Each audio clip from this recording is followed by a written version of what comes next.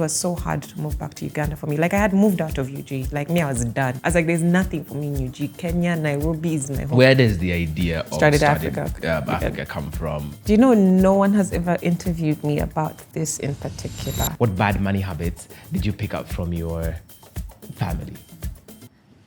That thing of... Where is the money, like in this media value ecosystem in Uganda? Where is the money? Someone help me. I have Hey everybody, my name is Barrack. I am the host of Financially Incorrect, originally a Kenyan podcast, but now we have expanded and now we have a Ugandan edition. So this is Financially Incorrect Uganda Edition. This is the first episode that we're shooting. We're shooting in Kampala at Tagore Living. We're at an Airbnb. We're bootstrapping this thing properly, but we're an Airbnb. We'll put the links in the description box if you'd like to check it out. It's really cool. I don't know if they'll do like a full shot for you to see how aesthetic it is, but it's really, really cool. So our first guest, the first guest I get to interview in Uganda, and I mean, I guess it is an honor. And her bio is so long, I have to read it off of my phone. So just allow me to. So she's called Malaika, and she's a multi-award winning Ugandan radio and TV presenter. She's an MC and an event host, a moderator, a film producer, an actress, digital content creator, a marketer, a product and image consultant, a lifestyle editor, a voiceover artist, and a speaker. Welcome to Financially Incorrect. Thank you. Oh, sorry, a model as well if you can afford it. Oh. If you can afford it. If you can afford it. How much do you charge to model for someone? I'll send you a quotation. Okay. Okay, we'll find out. Okay, you know all what right. they say, DM for details? DM for details. Yeah, It's that. one of those ones. What's the other word I heard? Like discerning. It's for like discerning. Right up there. I don't want to embarrass you when I tell you the person. You're like, hey! No, It's too much. Yeah, Okay. It's not too much. It's value. It's value for money. Okay. So usually when I start the podcast, I usually have a question that's completely, like left field. I wanted you. Yes, because you told me you have a question for me. I have a question for you. So I want you to ask me. You know, this is the beauty when you have two interviewers on a set. Yeah. One has to allow me to just be the interviewer for a second. Yeah, so sure. I enjoyed your interview with Jules so much. And there's one thing that I picked up on, and I don't know if, correct me where I'm wrong, but when she was talking about, you guys went into the whole partners and, being taken care of and everything, you seemed a bit put off or a bit, you're not for the notion of a man taking care of a woman. I picked up a vibe like that. Yeah. And it seemed like as if you were like putting off a vibe, not that you said, of the 50-50 guy or the, first of all, even some of the questions you asked, I was like, this man is mad. But please help me. I'm giving you the opportunity to help us who went away with that proposition or thought process. To maybe expound on what you meant. Okay. So, I mean, I can see how or why somebody or anybody would interpret my questioning or my line of questioning or my demeanor in that way. So first of all, I'll say every question that I have asked on the podcast, I don't necessarily believe in.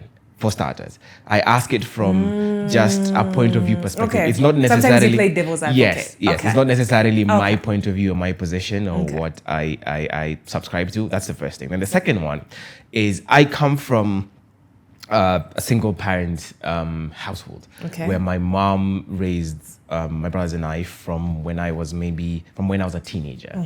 So I have seen a woman do it. I have seen a woman earn money and work hard and like do everything. So there's a part of my mind for me where the idea of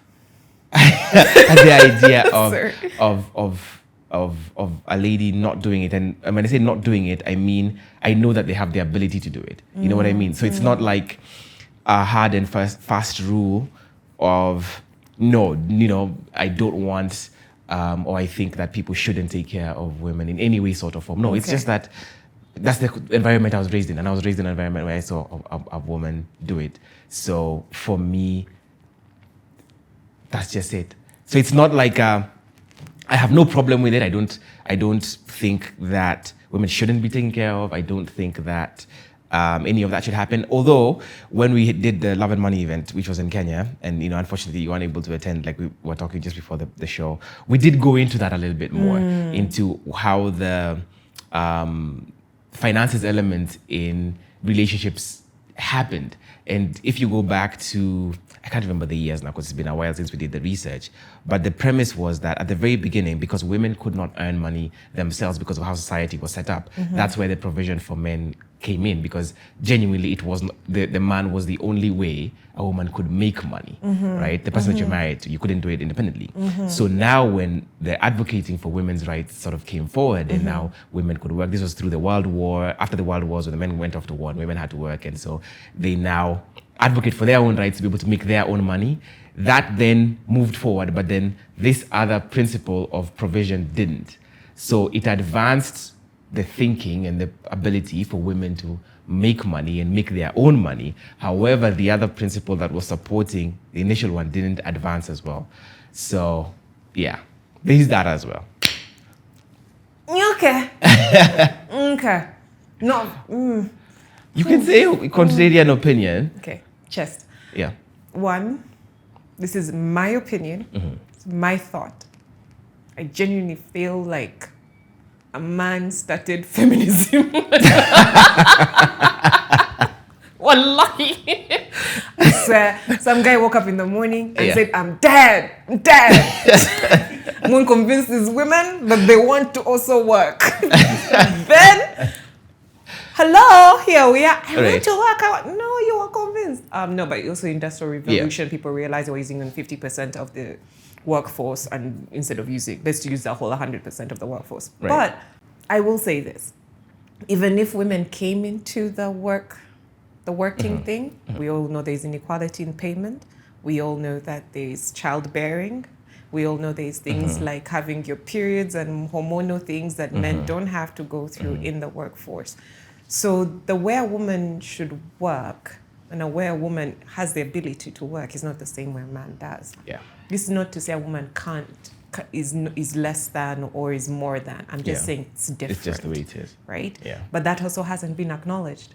So the same way you'd say that it has not been brought forward is the same I would say, yeah, because it's not a complete picture of the same situation. Anyway, but this conversation will go on forever. Can go down somewhere. Yeah. But I agree, and it's not. I'm not like a 50% no. But like I have said, my opinions that I say on the podcast, the questions I ask are not necessarily a reflection of the way I live my life. I hear that because literally working on radio and television for the many years I have, literally me and my co-host would have to sit and be like, what side are you going to take? I'll just take this side. And then you just go. You remember when we were in school, debate, opposers and proposers, just for conversation's sake. So I get that now. But you might have to put this disclaimer. I think this is the first time I've had to put that disclaimer. We're out here thinking, this man thinks like this. Barrack. He's off. Yeah. I will. But, anyway. Okay. So let's get into your story. Right. Now we're getting into you. Sure, and your money journey. Kala. So first of all, where did you grow up? And what was money like in your household? What did your parents teach you about money, if anything? Yeah. I was born in Nairobi, Kenya. Okay. Then my parents. But you are Ugandan. I am Ugandan. Yeah. Oh, proudly. So you asked me earlier, why do I say Ugandan? That is why. I don't get it twisted. I am Ugandan first, then East African, then the rest. African. But Ugandan first. I love my country. We have the most beautiful country in the world. It's called the Pearl of Africa for a reason. I don't agree, but no, it's fine. Please. Yeah. Anyway, we shall fight. Yeah. Mr. Nyanzi, who is my father, was a soldier and he was exiled, and my mother, who is a fantastic businesswoman, at that time, she's way younger, and she was in school or something of that in Nairobi, so that's why they met in Kenya. That's why everything, my older brother and I were born there and everything. come back to Uganda after you guys kick Ugandans out. So Slight dig. yeah, they kicked Ugandans out. Okay. And said, please go back, go away, enough. There was a lot. There was a big Ugandan community in Kenya. So Mr. Nyanzi is one of the greatest African visual artists I will say that with my chest. He's been doing batik painting, which he created on his own. So when you're a pioneer of your own craft, I mean, the rest you just teach. Yeah. My mother she started out in, so he's art, creative, everything, dance. As a acting, soldier. That's like really I know, he's a dichotomy. soldier who then, Yeah. but he did that because, in exile you have to find a way to make Right, money. So he right. was just painting stuff on the road and sold, and that's how he made money. That's the story I know, I was told. I wasn't there. My mother, on the other hand, she came from a wealthy family, so that's why she traveled for school and everything, and she was a secretary and all of that, but then she worked with the UN, she worked with different things, but then eventually she went into business because that woman is a businesswoman, like she knows how to make money. So the household I grew up in was those two extremes.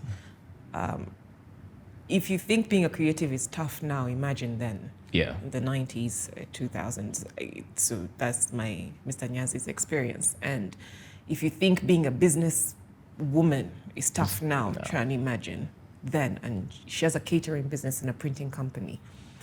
So for me, I grew up in a home where my parents did everything they could, right? They worked hard, they did everything they could. There was no illusion that we were rich and what. But because of the schools they put me in, me in my head, I was rich, right?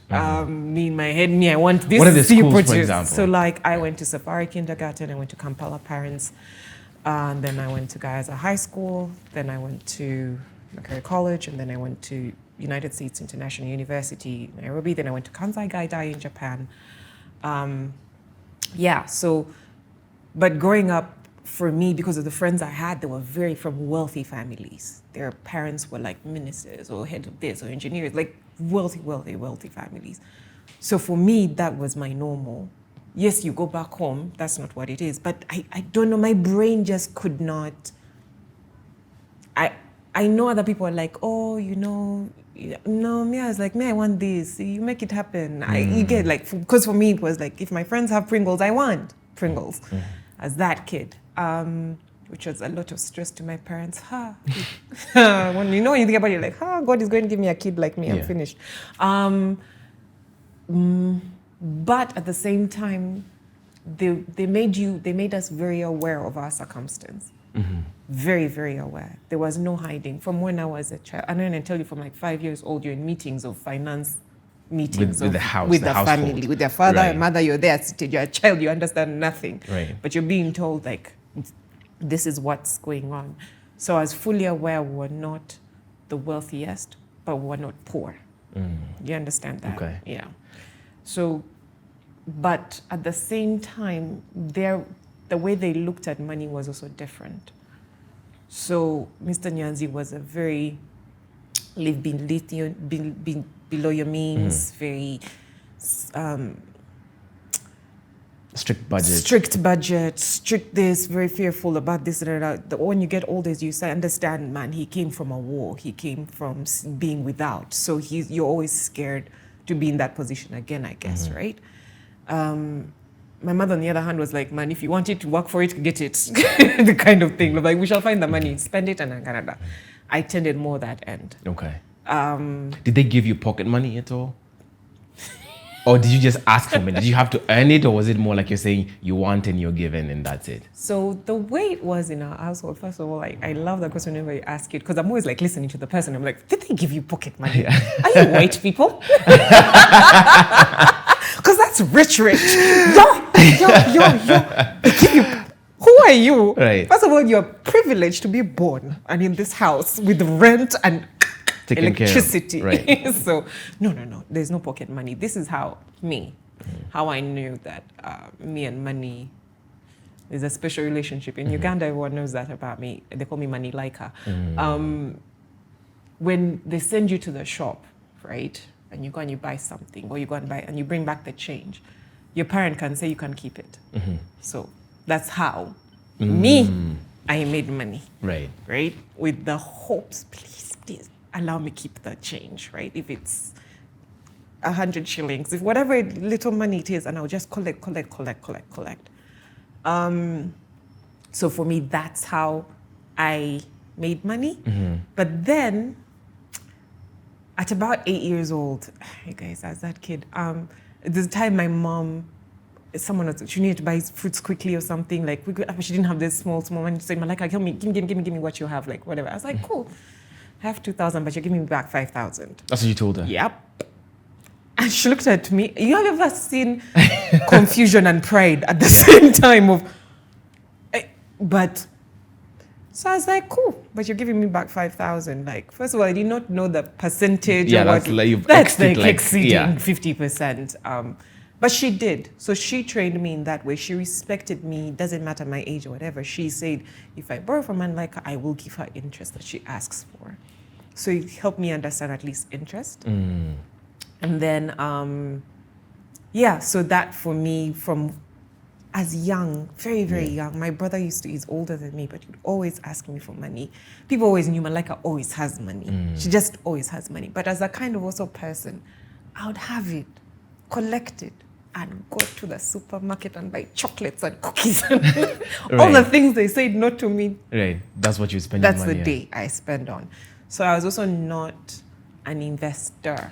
Okay. I mean, well, I guess also you're also a child, so at that point. There's some people who start really early, and I wish I had that. Yeah. I really wish I had that. Because these are the things, in hindsight, you start realizing that your money patterns didn't start today. Yeah. It's from back then. Because even up to today, I'm still struggling with, I'll get there. You want the soft life. After that, we start again. Okay, I hear you. I want to ask you something around these wealthy friends that you interacted with. How did you, as a child, deal with the difference of seeing, I guess, like you're saying, really wealthy friends who had ministers as parents and engineers, like you mentioned, and even though you knew that you were not wealthy, but how did you deal with it vis-a-vis the schools that you went to? Did you ever feel out of place? Did you ever, you know how sometimes you can exaggerate when you're with your friends and when talking about stories and things like that. Then they traveled. You also traveled. Yours was to Shags. Theirs was on a plane. Yeah, that was kind of you know what? And I actually want to give props to all my friends, the people I grew up around. I want to give them props. I never felt. They never. Man, I don't know what it is like about these days, or maybe other people's experiences of kids bullying you or teasing you because of your financial background, right? It was never the case with us. It was just like we were just happy to be friends, like we're just happy to be around each other. But I also have to be honest. That Delulu I'm telling you about, I've had since as a kid. I was one of the most popular kids in school. Because I thought I was that girl. I was it. Like. What you mean? Just be honest. That's why I've kept quiet. I was not mean. I was proud. Okay. Yeah.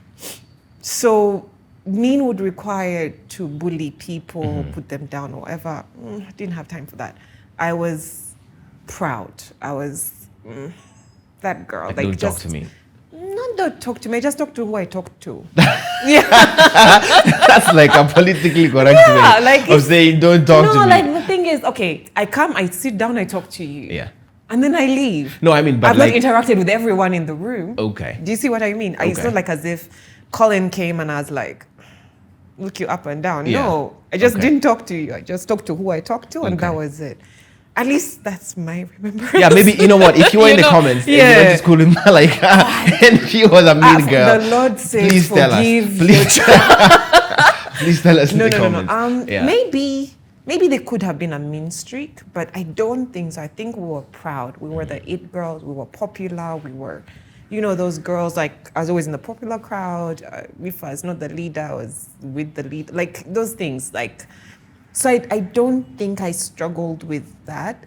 It came later. Mm-hmm. Because when you're a child, you're a child. Yeah. You're innocent. It's when you get older that you start seeing the separation and you're like, you're 1 + 2 sometimes ain't 3. The math ain't mathing. Like, you don't belong. Like, your friends and everything, but then you start seeing maybe their parents start being like, you can't visit that one, or you can't go here, or you start seeing functions you're not invited to because, you're not from this family or from this. You start seeing that when you're older. Yeah. But when and how did you deal with that? I mean, is it when you're older? Yeah, like, is it like going back and writing in your journal and being like, screw these guys and I'm gonna work really hard, or what does it do for you? Now for me, money talks. Me, I was looking for money. I didn't have time for these things. I had problems. I had debt. I had so many issues going on in my life. So even when I got the reality, I was like, I don't care. I was in I was in Kenya. I was in Japan. I was like away. So I didn't.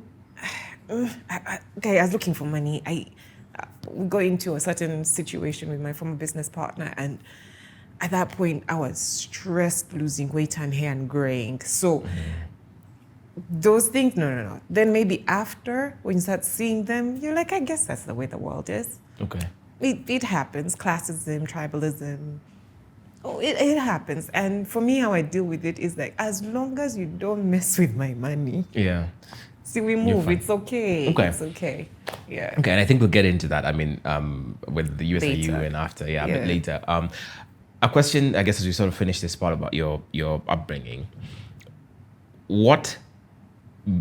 the question may sound rude, but it's not. But what bad money habits did you pick up from your family? That thing of...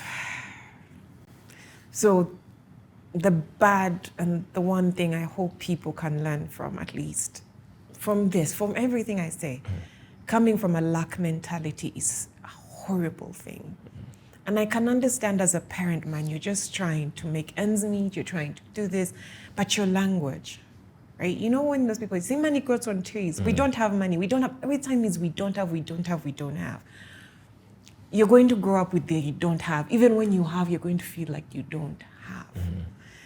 And reprogramming your mind to come from a place of abundance is a struggle, man, later on in life. So that thing of coming from,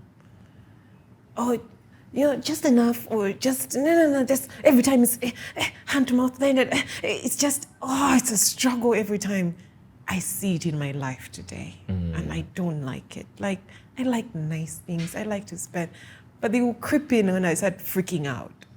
And I have a friend who, she has such a laissez-faire, nice energy towards money, and she's just like, it will come. And of course, people will be like, she's from a rich family. I'm like, no, not necessarily. It does. She attracts it. There's a season in my life I did, and it worked, but then it creeped the other side back and then, So that lack, struggle, my primary school, the literal motto for the school was, we struggle for the future. What madness is that?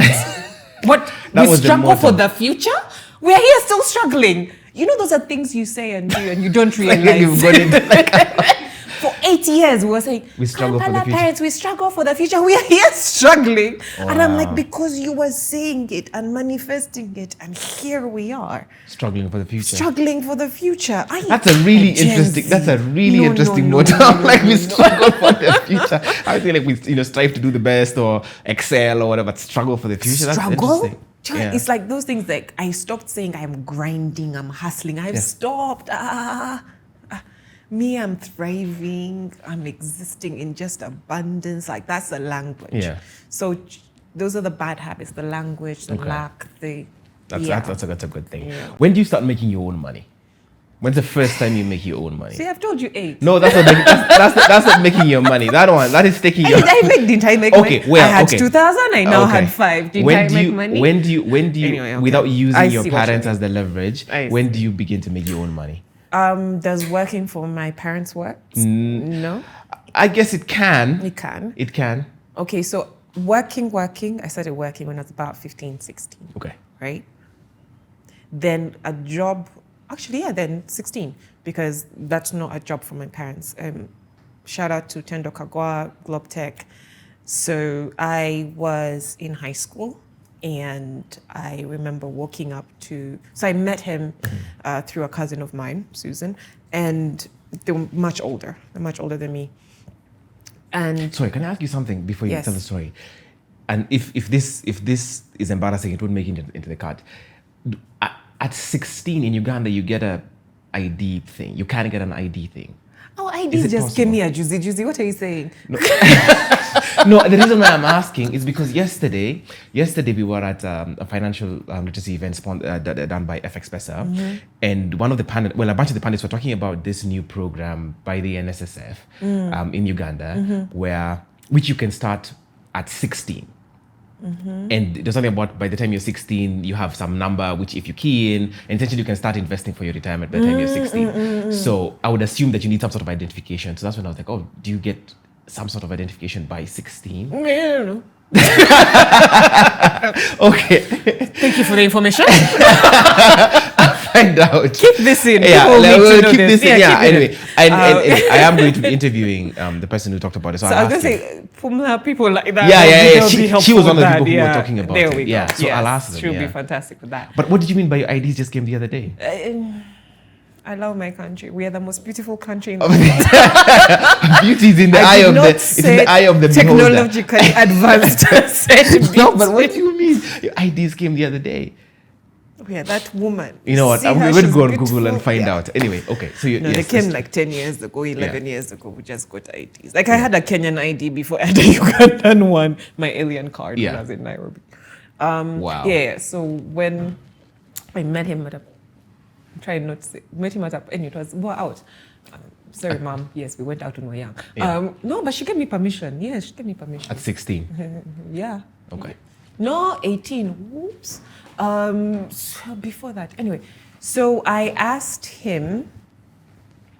So when we met the next day, I went to his offices. And he actually, I think maybe last year, he sent me like a picture of my, my application. Please, I'm in high school. I went to him and I said, I want a job. I said, okay, what are your qualifications? None, but I can work. Literally, my application is 2 sentences. Dear sir or madam. I knew it was a sir. Reapplication for a job. I am in this class, I can work for you. I'm a very hard worker. Yeah. That's it. That's it. I had not even finished O levels. So he was so impressed by my boldness and my confidence. He did give me a job. So for that holiday, so every holiday I would go and work. And I told him, you're going to pay me per week. I don't have these things of waiting for a whole month because I have to. I need my money. Right. That's why I say that I had the Lulu, a certain confidence. Where is that girl? I miss her. She was very confident. So I remember even Mr. Nyanzi was not very happy about it because I remember asking him, I was like, hey, can I have money for transport? Because he's like, but if you're going to work for them, I said, fine, I'll figure it out. See, he's a soldier. What do you mean? Imagine you're a dad, you have girls. Imagine your daughter tells you, I'll figure it out. I mean, I'm not a soldier, so now I'd be like, okay. I'd be like, okay. You're like, I'll what be like, do well, you wait to mean see you'll it. figure it out? Yeah. You're a young girl. So I was like, no, I meant I'll ask auntie so-and-so, a mom or someone. Like, You worry for your daughter. Like, what is it? But Dendo was very, very kind. He was like, no, we'll give you transport. We'll give you So I worked. So Globe Tech was the first. So what was the job? No, Globe Tech was not. It wasn't the first. My first job was for 3w.com, the TV presenting. I was reviewing movies. Imagine that was my job. You're reviewing I watch movies. and I review them. Are you writing the reviews or are you... I was you're presenting. Okay. Oh, it was That's cool. so... Right. I was in high school then as well. Okay. How much were you being paid for both of these jobs? Can you remember? It was barely anything. For 3w.com, I think I was being paid like, I don't know if you'll understand Ugandan shillings. Let me try dollars. No, I just think Ugandan shillings. Okay, say Ugandan shillings. Maybe they were giving me 30K or 60K. That sounds like a lot of money in Kenyan shillings, guys. Ugandan shillings. I know that. Yeah, it was very, I didn't need money. Yeah. I enjoyed what I was doing. And you just enjoyed having the money. Exactly, extra money. And then for Globetech, he paid me really well when I think about it. He was paying me 100,000 Ugandan shillings per week. So about 400,000 per month. Exactly, and some people don't even make that today. You get graduates. So honestly, wow, thanks, Tendo. Do you want to hire me again? No, add 2 more zeros to it. Yeah. 14 mil. Yeah. So that's he was paying me like $100 and something a month. Okay. Yeah, which is good money, honestly. Yeah, Collins, can you get me a calculator? Do that in Kenya shillings to see what it is. Yeah, just for my context. $100 something. What I do know is, because yesterday when we met a bunch of people from the FXpress office, and so we're taking a cab, and he's just relocated. So he was telling me how he translates Kenyan money into Ugandan money. And he says, I know that 175 shillings is 5K. He was like, that's my basis of unit metrics. Okay. So what is it? 400,000 Ugandan shillings. Yeah. Kenyan shillings. Yeah. Okay. And then as Collins is doing that, I have a question for you. I hear you've referenced 50K. Or 14K. Okay. You referenced your dad as Mr. Nyanzi. Like, you don't say my father, and even your mother. You I don't think you've said my mother. You've call her Auntie Esther. Yeah. You know, these people, the sperm and the egg is from them. But so I want to ask. Yeah, like, that's really interesting. I mean, is that from the military background? Is it? Yes. Did he say, call me Mr.? No, he never did. In fact, he would say he's Tata. Tata is Luganda for dad. But, man, sir, this is presence. You say, I'm even saying sir, man. Yeah. Sir, you raised us with sir, yes, sir. Like, I'll give you like a short story. Yeah. Like, there was once, because he traveled a lot and everything, my mom raised us. So there's once he was abroad, we didn't even live with him. And he called and he asked, where are you? And I remember I was in the cinema. And I was like, I'm in the cinema. And he said, what time is it? He's in America. So I'm like, it's 5:30. It was like 5:45 or something. He's like, what time are you supposed to be in the house? 6. And then he kept quiet. I need you to understand, this man is in America. Yeah. He's not around. There is no WhatsApp, there is no video calling. Yeah. If I say, okay, let me go home, he doesn't have a way to find out. Yeah. I packed my things and left and in went the home. Middle of the That's the presence. Order and authority I was raised with. Okay. Yeah, so no, I call him Mr. Nyanzi. Honor and respect for him. He's the best video artist, like I mentioned. He's a creative and everything. He's a soldier as well, but he's Mr. Nyanzi. I call my mom Auntie Esther because when I was younger once, her sisters are my moms. I was like, mommy, and they're like, who is mommy? We're all your moms. So I said, Auntie Esther, and then it stuck. Actually, if I call her mommy, she asks me, what do you want? She's like, you want something. You want some. Okay. Yes, I call her Auntie Esther. Interesting. Yeah. That's really cool. So we got the figure. It was about 14K. About 14K. Okay. That's definitely a good salary for someone who's for right? a teenager. Okay. And every holiday I would work there. So what would my money be used for? Oh, and shoes. Absolutely, shoes. I had an auntie. I went to her house. She had a room with shoes. I said, one day shall be me. That day came. Yeah. It is me. Okay. Yeah. I have the room for shoes. You have a room for shoes. Doesn't help me. Please don't be me. Please, I have learned the hard way. Yeah. Yeah, you just need a couple of pairs, but me, shoes are my shoes. Like when I walked in and I saw yours, I was like, oh, those are nice. You too. So I'll teach you a way to keep the white on that part. Yeah. Okay. Okay. Thank you. All right. So, so that's sort of your second job. Next job. Yeah. when do you, and you know, because you go to USIU in Kenya at some point. So what's that? What's that like? And you said, you before the podcast, you talked about being shocked by Kenyan culture when you landed there. Man, you all are different, huh? Quite different. Yeah. Quite different. Love. What did you find? Kenya is my second home. I love Nairobi so much. It was so hard to move back to Uganda for me. Like, I had moved out of UG. Like, me, I was done. I was like, there's nothing for me in UG. Kenya, Nairobi is my home. My friends would even come from Uganda to Nairobi. Malaika, when I come back, I'm like, I'm never coming back. This is where it's at. Like, these people get me. They understand me. They are fast. They know how to make money. They know. You get, like, it makes sense. But it's cold. Cold in terms of the people and the weather. Hey, y'all are. Hey, anyway, I want to hug you all sometimes. It's okay. It's okay to smile. I never used to smile in Nairobi at all.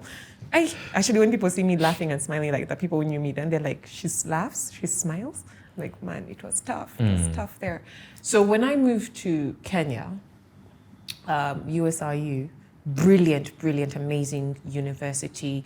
When people usually ask if you go back in time, where would you go? I'd go back to the time of USIU because I don't think I explored and enjoyed as much as I should have.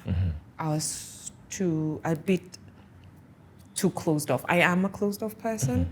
And I think I would have wanted to open up more, like I did maybe when I was in Japan. But in Nairobi, I was so nervous, I was so scared. I tried, but I still kept only small to myself. But USIU opened my mind to so many things, to the world, to just people of different cultures, USIU just opened my mind to a lot. First of all, when I walked into the school, I was like, this is a school? It was so beautiful, it was so big. I liked that you were treated like an adult.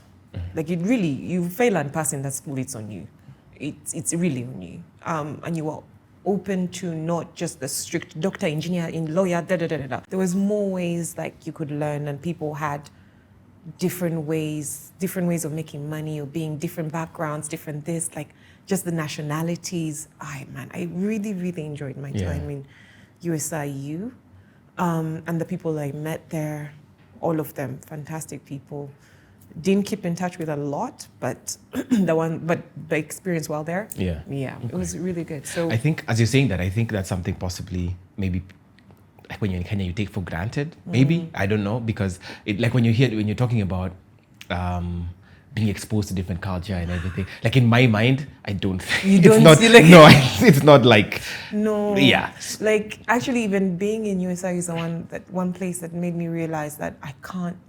Like, even when I get married, even if it's a Ugandan, he has to be a Ugandan who lived out of Uganda, because your mind is challenged. Like, there's cultures, there's ways people do things, there's ways. Like, yes, you're Kenyan, yes, you're both black people, yes, you're both African, but the way you see the world. Even the Kenyans are different. The Kikuyus, the Luyas, the Luos, they're all different. Kalenjins, everyone is different. So, and to know that that's the same way back home. But anyway, the culture shock was crazy different because I thought we were ambitious. We are not. Kenyans don't sleep. I used to make the joke of, you blink in Kenya, you've lost your job. Someone, you're tying your shoelace. Kenya is a kind of place where Nairobi, let me be specific, Nairobi, where you party with your boss and they're in the office before you. Here, it rained, boss. Didn't you see the rain? Didn't you see the rain? Yeah. So, in fact, there's traffic after the rain here because that's when people start to move. Yeah. But during the rain, me, and I'm like, guys, there's no fire in the rain. Move. So that's why. Can I just say first of all something in because the last time I was in Uganda was like 10, 15 years ago. Oh, that's a while ago. But the traffic in Kampala, special. It is something else. It's special. Like even like that half a day that, well, a full day now that we've been here, I cannot, like, the distances are so short. But anyway. It's a tourist attraction. So The you traffic- come here for the traffic. We sell it. It's something Guys sell else. sand. You guys It sell is sijui, something Safari, else. Masai Mara. Yeah. We traffic. The roads have potholes. You don't have to go to the. Anyway, okay. No, the traffic is insane. Yeah. It's. That's why you see, like, even when I was preparing to come here, I was talking to Brandy and I was like, man, I was like, I don't think she understands. I have to plan ahead because you pass there today, you come again, they block the road because apparently they're fixing it. Okay. That's possible. But yeah, the traffic is This crazy. is crazy. Okay. So But back to, Kenya's traffic used to be worse. yeah, I Because mean, in you certain guys, spaces, yeah. ours is And bad if you were in because it's USIU when they moving. were building Yes, Thika Road, Thika Road, then, yeah, yes. then that wasn't fun. So ours is like a moving, annoying traffic, but it's moving. At least there is hope.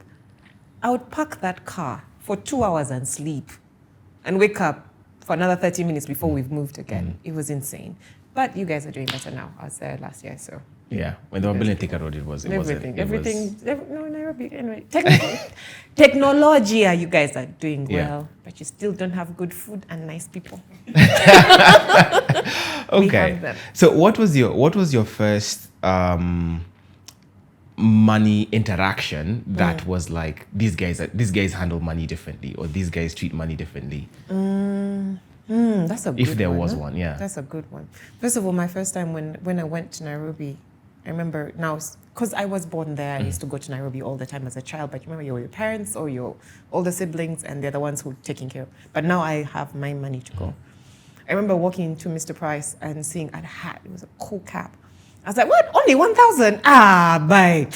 Only 1,000 shillings. You get, when I went back to calculate, I wanted to cry. I was like, what do you mean? I bought a bloody hat for 30K. Like in Ugandan shillings, it would be 5K. Now 30. So I'm like, are you kidding me? So that was a rude awakening for me of understanding that the currencies, right? And the way Kenyans, you really put your money behind it. So if someone shows you value, you put the money behind it, right? There's not too much of a pull and push with someone trying, no, but then, no, right? There's value, There's a price. there's a price, we'll pay it.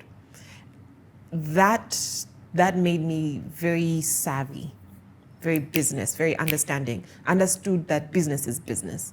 Contracts are contracts. This. If you expect it here, this time, be here, this time. If it's at the end of the delivery, they're given. If someone does not pay you, you can actually have a case. You can actually get, there's ways that these things happen. Yes, I'm not saying it's an absolute that it happens everywhere, but it's in comparison to my experience here in Uganda. Yeah. That's why when I came back to Uganda, running in circles around y'all. I need to leave for a bit and come back again. But it was very.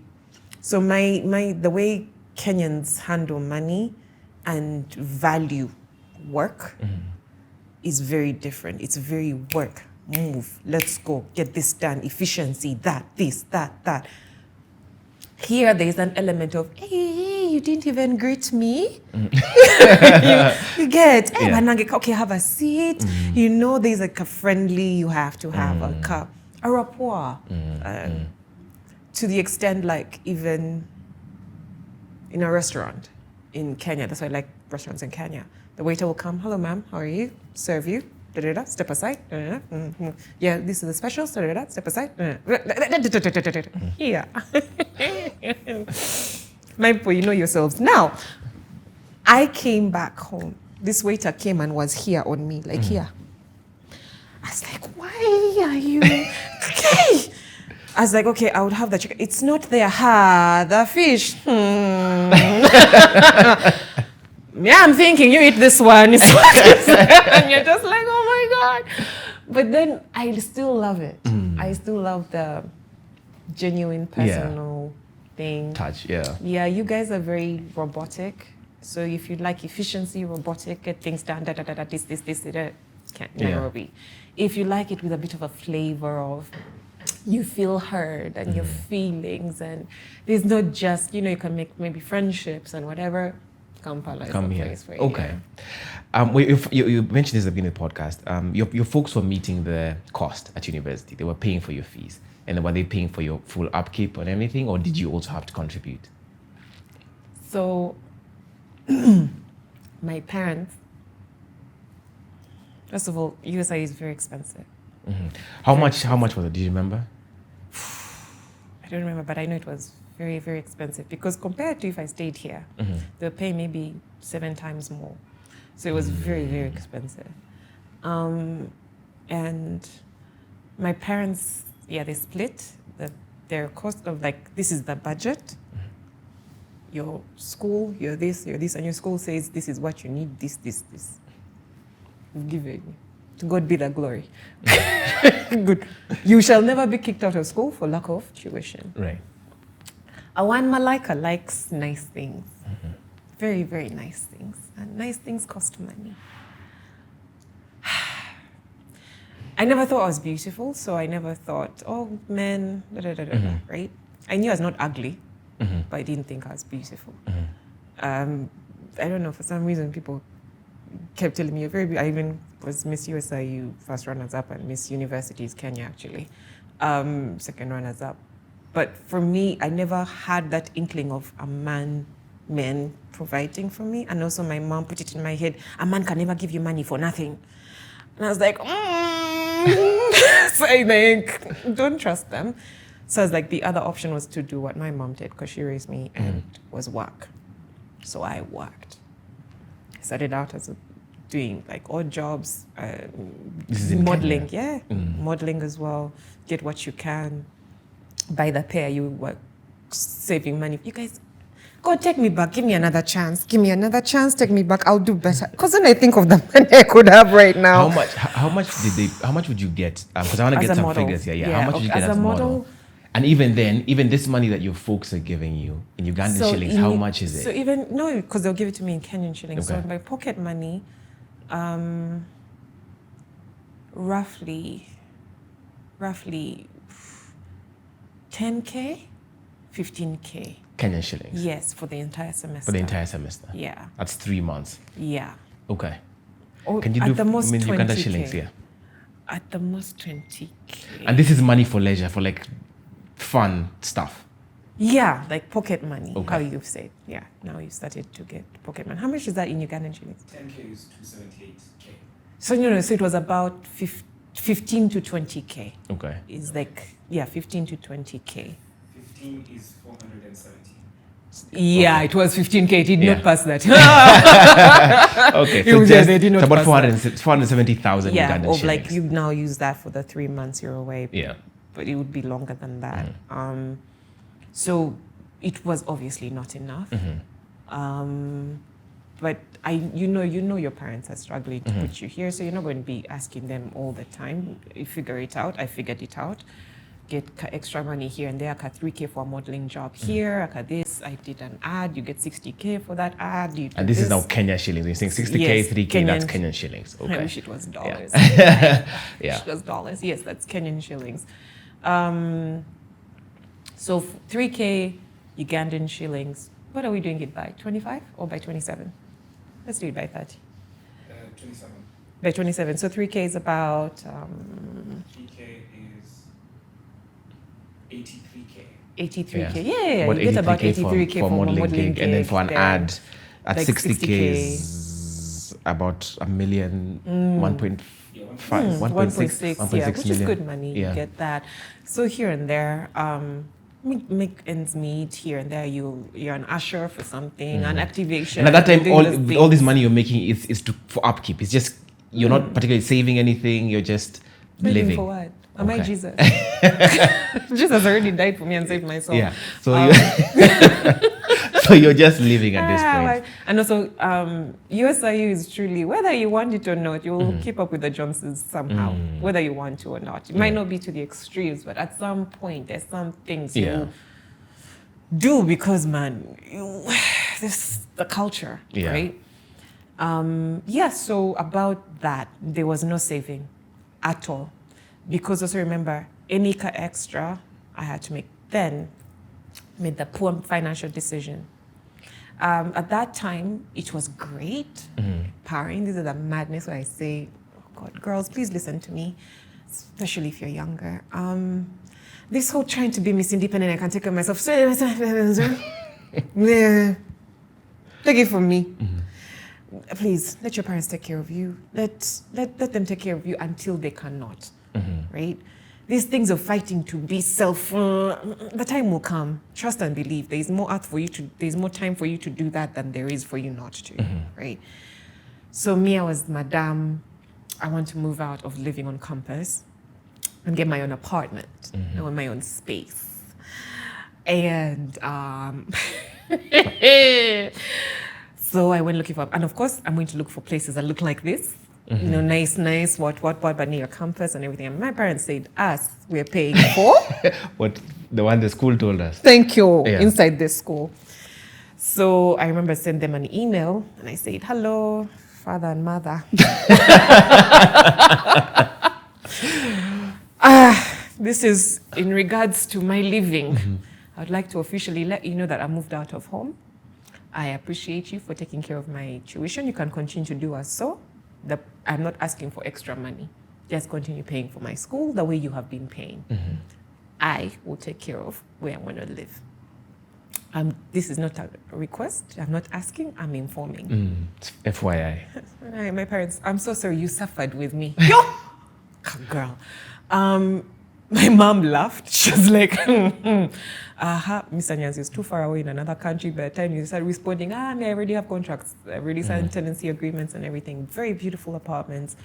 I stayed there. The cost at that time, the apartment I was staying in cost about 20K. Okay. How much were my parents giving me? For 3 months? That's 20K. That's at 15 to 20K for 3 months. This is per month. Right. So in fact, I want to ask you, were you making enough money at that point with the modeling gigs and the different things you're doing? These are the financial decisions. So I'm very good with numbers. Very, very good. I know how to calculate, do this, kind of. I was sharp in certain things that I did when it came to school. Figure out maybe this or do this for someone. I knew how to work the numbers. I did not use my powers for good. I used them for stupidity. Now, how the extra modeling thing, now eventually it catches up with you. Because now remember, you finish school at some point. And your parents are no longer sending that 20K as well. So where is the money going to be coming from? So that's where now downhill begins of now I have to move out of here. So, but I had started a company with my former business partner and I tell him, let me live where the offices are. So get an apartment downstairs with the offices and me I live upstairs. So I share rent with the offices. Like I told you, I'm very clever with thinking about these things. Long story short, I don't know how it ended up with us living together and then anyway, just... Hold on, I don't know. Because like just 1 second, hold on, because I did. We were going like this, and then we went. I don't know. Because I want to know. I want the Strut It story. But I want to. Up to today, by the way, Barrack, you're not sure what the story. What happened? I remember sitting there, and I'm like, I thought we were looking for me, and how are you? Hey, okay, here we are. Okay, so before we get into studying, I want to get some clarity on. So essentially, for this, once you move out of the student campus, essentially you are moving money around. Every time you get money, you're moving money around, and you're meeting your rent and you're meeting your bills. But are you comfortable? No. Actually, that time I made a tweet and people thought I was joking. I was not joking. And I was like, any guy who likes me, I don't want necklaces and flowers. Buy me tomatoes, buy me food. I'm hungry. Like, I don't want. What am I going to do with your flowers? Am I going to eat them? And being in USIU, are you still trying to keep up with the Joneses at this time? Now it was like worse. If someone, so let me put it like no, this. No, now it was worse. Yeah. Because you already mentioned the company, Strut It Afrika. Yeah. Do you know what Strut It Afrika was? Do you know who we were? We were the it, like modeling, premier modeling. Premier. Right. So the most good-looking people in the city. Yes. were all in one, like, and I was the boss. You, if USIU are trying to here now, keeping up with appearances means they're keeping up to something. No, we were just on vibes and inshallah, like God help us. It was madness because you have to keep up this look appearance and whatever. You can't afford it, but you still have to. And lucky for me, being a girl, at least I didn't have to buy all my drinks. So sorry for my business partner, but me, I didn't have to. So yeah. And I want to ask this both from the Scottish perspective and the USIU perspective. Like before like you finished school completely. What was the toughest financial day you had, if you can remember it, when you were in USIU before you finished school? So you see, Strut It Afrika was started while I was in school. Yeah. So it's they're interconnected. Okay, so you can just tell me. It can't be apart. I've told you I was asking for tomatoes.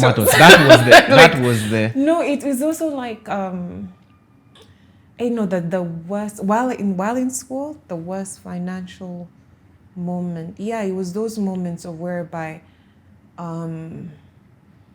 you have to pick between eating today or tomorrow.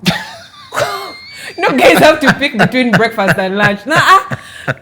Are you that hungry today? Are you that hungry today? We can push to tomorrow. Sawa, let's go. Or you say, tomorrow is not promised. Let me eat today. Oh no! And maybe let me say this, because there may be a lot of Ugandans who will watch this and they haven't watched me in interviews before. I am not sadistic. I'm not through this. It's hilarious. And also through Financially Incorrect, I actually learned that one of my responses to extreme trauma is laughter. Oh. Like, people have told me like some really, really sad stories, and the only way... Am I crying? No, I'm just... No, it's a sad situation. No, it's a super... I mean, deciding between eating today and tomorrow... No one forced me, guys. No, please. That's tough. Anyway. Anyone who judges you for that, then is going to judge me. Do you know me? Me, I laugh at everything. Like, I just be like, man... And then the casket fell and the guy fell out. And I started laughing. And just because I am the same way of like, life, just laugh. Right? Yeah. Anyway. The sadder it gets, the more I laugh. But yeah, so it was one of those things. Tomorrow is not promised, eat today. But am I suffering today? No, eat tomorrow. Those things. That is crazy. Sad. Bambi, if my parents ever watched my time in, like when they go to heaven and God don't play them that season. Yeah. But you guys also told that thing that when you die, you'll go to heaven and then God will play a tape of your life and everyone will watch it. And standard. Can you watch it with your parents next to you? No, I don't think so. Yeah, I can, but at their own risk. Sup you. Sit and watch. Anyway. We are dead. What are you going to do? Kill me again? Nope. Oh gosh. Okay. So now I want to talk about Strut It. How do you even begin? Where does the idea of Strut It Africa come from? Do you know no one has ever interviewed me about this in particular? Yeah. So you're the first person. No, Sinaipe did back then. Back then when was still in the thing. I mean after. Mm-hmm. So Strut It Afrika started out. Moses Ernest Muchiwi, Nick Mutuma, who else was there? No, it wasn't Georgie. There was another person as well. Just these good-looking boys. There were the guys of, every modeling thing or every ad or every this, and they were like, why don't we do something as us, but just in jokes and whatever. I was in Japan at that time, so we were best friends at the time. They very, very were tied at the hip.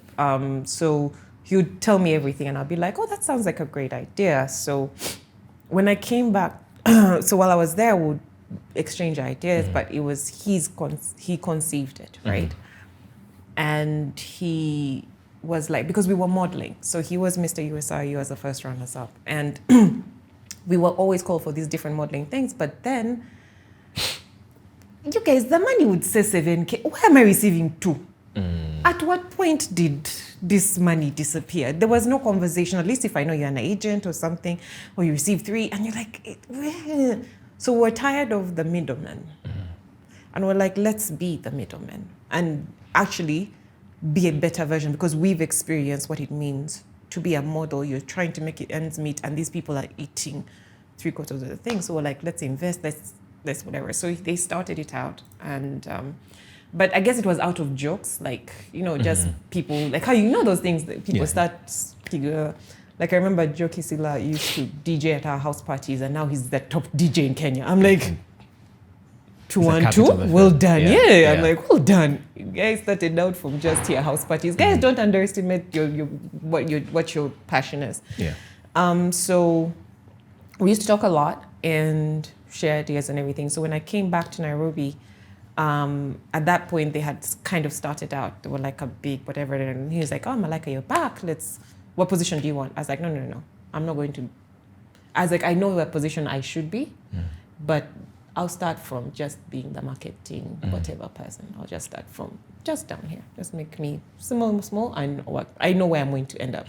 In my head, I knew I was meant to be VP, right? But you can't just show up and these people who have not been seeing you, and then obviously, because they don't know your input, because you were behind the scenes. Right. Of course, eventually I was VP. Right.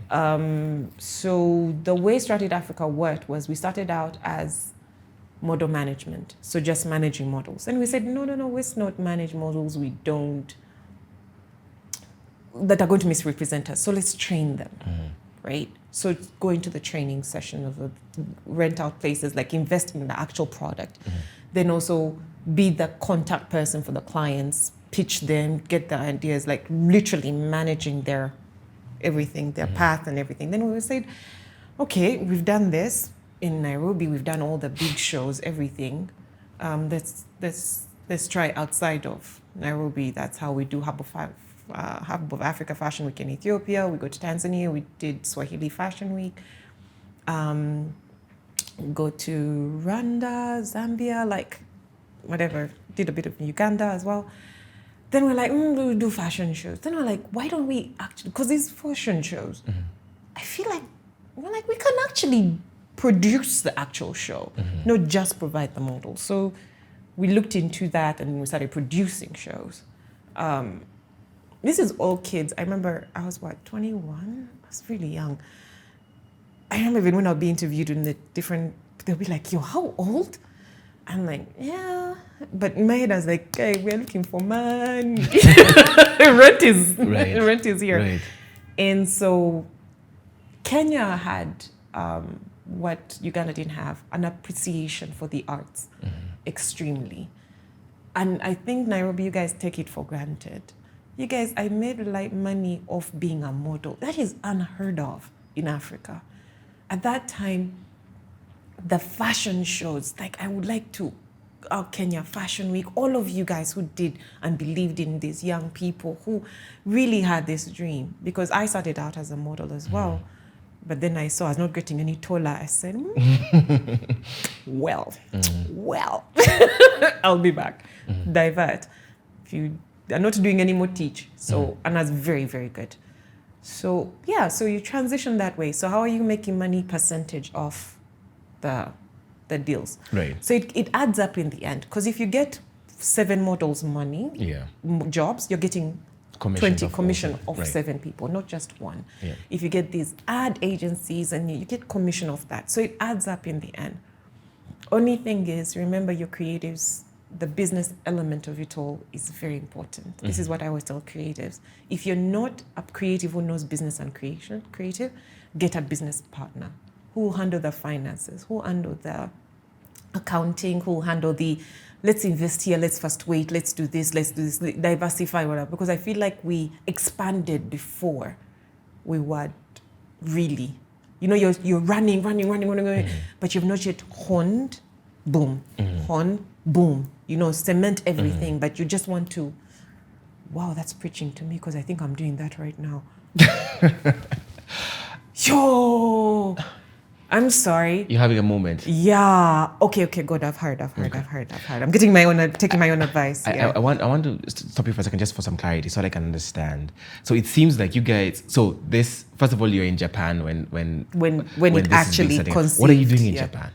Hey, where was I there? Yes. Because, I'm kidding. I was in school. Okay. I did a certificate in Asian business. Okay. And I was also trying to make side money. As usual, looking for more money. No, because you thought USIU was expensive. Japan was, no. But I went for school. I did an exchange program for a whole year. Okay. But it was too expensive there, ridiculously expensive. So I did a bit of, making some money, doing different things, teaching English, those things people usually do. Yeah. Yeah. Then come back. I modeled there as well. Okay. Then came back. Okay. So, so during that period, you guys are talking about the started company, Strut It Afrika, and what you can do. So you come back, work your way up, but then within that space, it seems like you grow really quickly from managing models just in Kenya, and now you're sending models to different shows in around Africa. Yeah. And then now you start producing your own shows. Yeah. What's the time frame between when this starts? I'm happy you've asked that. I Yeah. know people might think this is all between, I would say, about 3 years. Okay. Yeah, all that is within. So by the time 3 you years, start 4 years. and by the time you're producing your own show, that's about 3 years. Okay.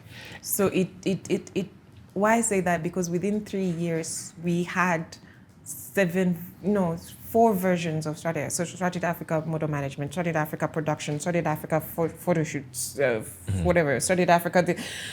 SIA was just so many things, and yet it's 2 people, right, overall. Because the third person didn't live in Uganda, she lived abroad, and she also just let go of the thing. For her privacy, I won't say, but she knows. Yeah. For good reasons. But it was just the 2 of us for a long time. So at what point are you making the decision for rent convenience, and how much money was Strut It making at that period in time? And that's the thing. Up to today, the money I put into Strut It Afrika versus the money I got out of, I cannot tell you, because when the people think it's a joke. No, it's not a joke. Pay yourself first. It's not a lie.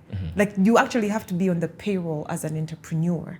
You actually, otherwise, everything you make you will never make money. It's always going back, because you're always thinking this thing needs this. It's a child. It always has to be fed.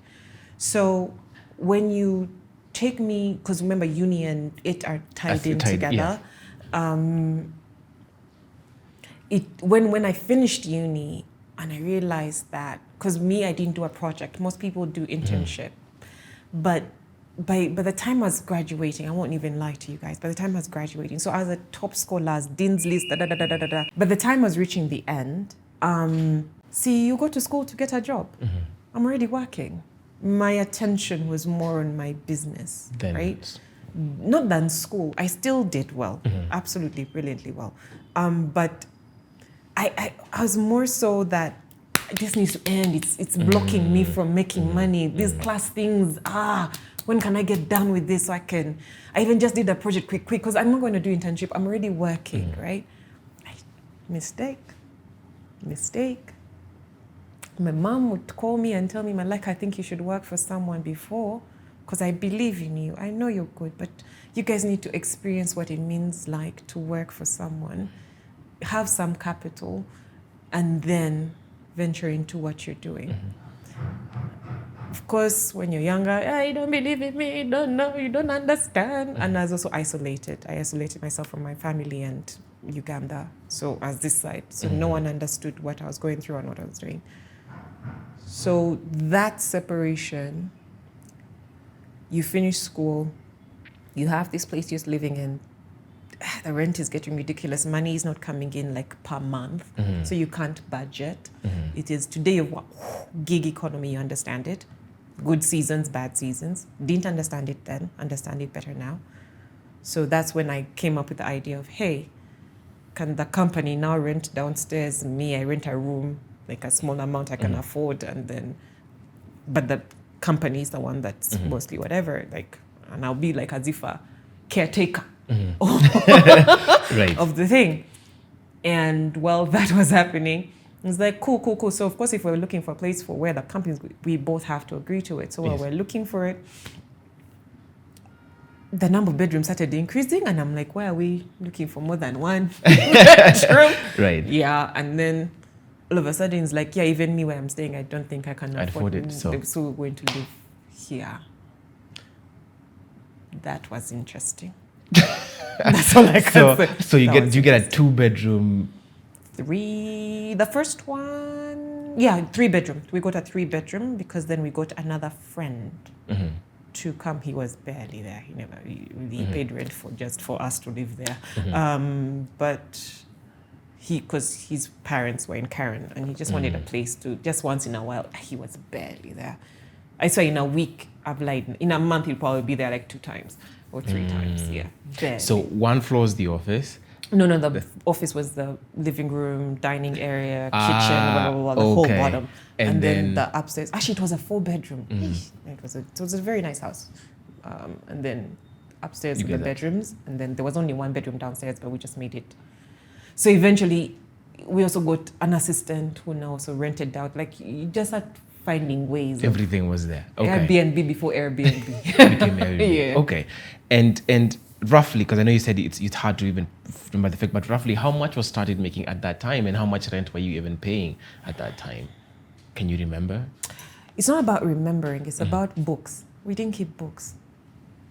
You didn't keep books? See, when money comes, it has, that money that people are saying, money passed, like from one hand to another. It didn't reach the hand. It just... So when you get money, you just pay whatever needs to be paid at that moment? You're already in debt.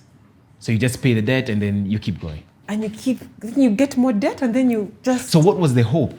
The hope was we'll break even one day. But how do you know what you're breaking even to if you're not keeping records? When the day we stop needing to. The day you have no more debt. The day you're no longer hand to mouth. That's the theory you're using. Yeah. I told you stupidity. Guys, I gave a disclaimer. Like, this is all learned the hard way, so you don't have to. Okay, can you remember even the a only point in books time? we kept was, I kept my books, he kept his books of how much money you have put in as you. Okay. How much money I have put in as you. Because there are some things I would do on the side as me. There are things he would do on the side as him. How much money would you say you put in? From what can you remember? Hey. Over 200,000 Kenya shillings. Okay. And if you're saying that this is your job, how? Like I see you, and I'm going to give you time to try and formulate that. Like how are you living? How are you making money? Because if you're forever in debt, how are you even like making ends meet? Yeah, like how are you even making ends meet? I would like to show you pictures of me, of me then, how skinny I was, how like you guys were suffering. I won't speak for him. You were suffering. Yeah, I won't speak for him. Maybe he was having the time of his life. I don't know. Because, like I said, everyone has the way they were making their money. I found out later how some money that he was making and how he was being taken care of by maybe a relative or family or something and everything. Me, on the other hand, no, that wasn't the case. Like, my mom would randomly one day just call and be like, "Hi, how are you?" I'm like, "Fine, thank you." She's like, "Can I just send you a little bit?" And you're like, "Oh my God, thank God." And you had 2 slices of bread left. But she doesn't know that. I never told my parents what I was going through, ever. If anything, they find out from maybe interviews, like, which is quite unfortunate. Guys, find out what your children are doing, because I had no business going through what I was going through. I was not an orphan. I was not, my parents. Although Mr. Nyanzi's solution I didn't like. I need someone, then come back home. That's not the point. I don't want to come back. You help me where I am. Yeah, Auntie Esther, for her, she understood, because remember, she was also in the grind, right? So she understood, man. But she just kept saying, "Come back home." But in that thing of not, she just said, so I think, but she never actually known, she never said, "Come back home." She just kept saying, "Are you okay?" And then she'll leave me. Because they knew I'm a very private, very closed off person. I don't talk. She's like, so one time she called me and I just broke down. And then she just sent me money. She didn't ask very many questions. She just sent me money. She just said, "Thank you." I didn't even tell her why I was crying or anything, but I just broke down. And it was a tough. I keep telling people my 20s were like 7 decades in 1 decade. So I would never go back to my 20s for the life of me. I would only go back to correct some things. That's why I speak candidly to people, like, please, you have a dream. You have a vision, you have all these things in you. But guys, there's a system, the way the world works. Like you said, how would you know you've broken even if you don't know what's going in and going out? Eventually we got books, eventually. But by that time, so much has gone down a hole. So educate yourself. If you're going to go and educate yourself, podcasts like this are very, very important. Because when I was listening to Jules, when she said that thing of, when you reach that point and you're just like, is this it? This is what life is. I was like, oh, so this has not only happened. Sometimes you feel alone. And then when she said, I will never, ever be in that position again. I remember saying those words. Those exact words. I said, me, Malaika, Tendo Tenshi, never again will I be in that position. I would like to tell you that I've kept that word, no, but I'm doing my best that you can. Yeah, but no, I'm lying. No, no, I've fallen back into bad habits, and I'm trying to get out of it. Okay. Yeah. How does Strut It end? Like, what's the straw that breaks the camel's back? It explodes. That's how. Explain the explosion. Yeah. My POV. My POV is there's a vision bearer, correct? There's a vision. Now, if the vision changes along the way, inform people. Inform the people you're working with. If you don't, and you just keep moving, just because you're the vision bearer, people are working with this other vision that you left them with. So we both had a vision. Eventually, now it's me and you, right? We're doing this. Along the way, both of us changed what we're seeing, and none of us involved the other, right? There was also the don't mix business and finish for yourself. Don't do that. Please.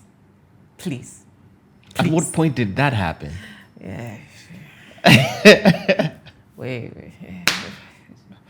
If I say numbers and people are going to be like, but that overlapping. Just to help very many girls whose hearts will be broken. Just. I was always there, don't worry. To all the guys who were in my life, I'm sorry, was always there. Don't need to tell you. But it's a public secret. We kept it private, yes, but it was a public secret to those who knew. Everyone knew. But don't mix those things, because men are able to be logical, correct? So are women. Women are accused of being emotional. It's a bad thing. It's a very good thing. But so are men. And the thing is, the same way we have our cycles, menstrual cycle, you guys also have a testosterone cycle. Yes, exactly. Yes. And if you're not mature enough, which we were not at all, you're going to butt heads and just quarrel. Even you're arguing about why wasn't this model paid? But that's not what you're fighting about. You're fighting about why did that guy pick you up? That's what you're fighting about, right? Or why did that girl call you? Is what you're fighting about. But here you're pretending to be fighting about what time did that, you get what I mean? You didn't show up. Then the other thing was you stop appreciating what everyone brings to the table, what the other person brings to the table. You start thinking that you're the one who, this one, I'm tired of protecting you. So for this one, I'm going to speak candidly. It reached a point whereby I was the executioner. Idea, execution. It reached that point. And then, because we would execute together at some point, and then eventually I was the only executioner. And my thing would be like, I'm okay with that, but appreciate what I do. Do not put me down just because the idea is yours, right? To make me feel like, I can just get another executioner any day. Then do it, right? If you're going to do that, then do it. And for the longest time, okay, you don't know, but I don't fight, I keep in. So you harbor resentment. And I should have vocalized this before it became resentment. The same way that if I didn't understand his vision anymore, I should have said, maybe let me bow out now. Could have saved us a lot. I'm not aligned. But the last straw that broke the camel's back was money. That one, I was like, I'm not going to go to a Kenyan prison. No, it's not going to be me. Because how you're starting to handle money is very scary to me. Very, very scary to me. And it's, in your head, you've rationalized everything you're doing because you are your own authority. There's no one you answer to. And that's scary.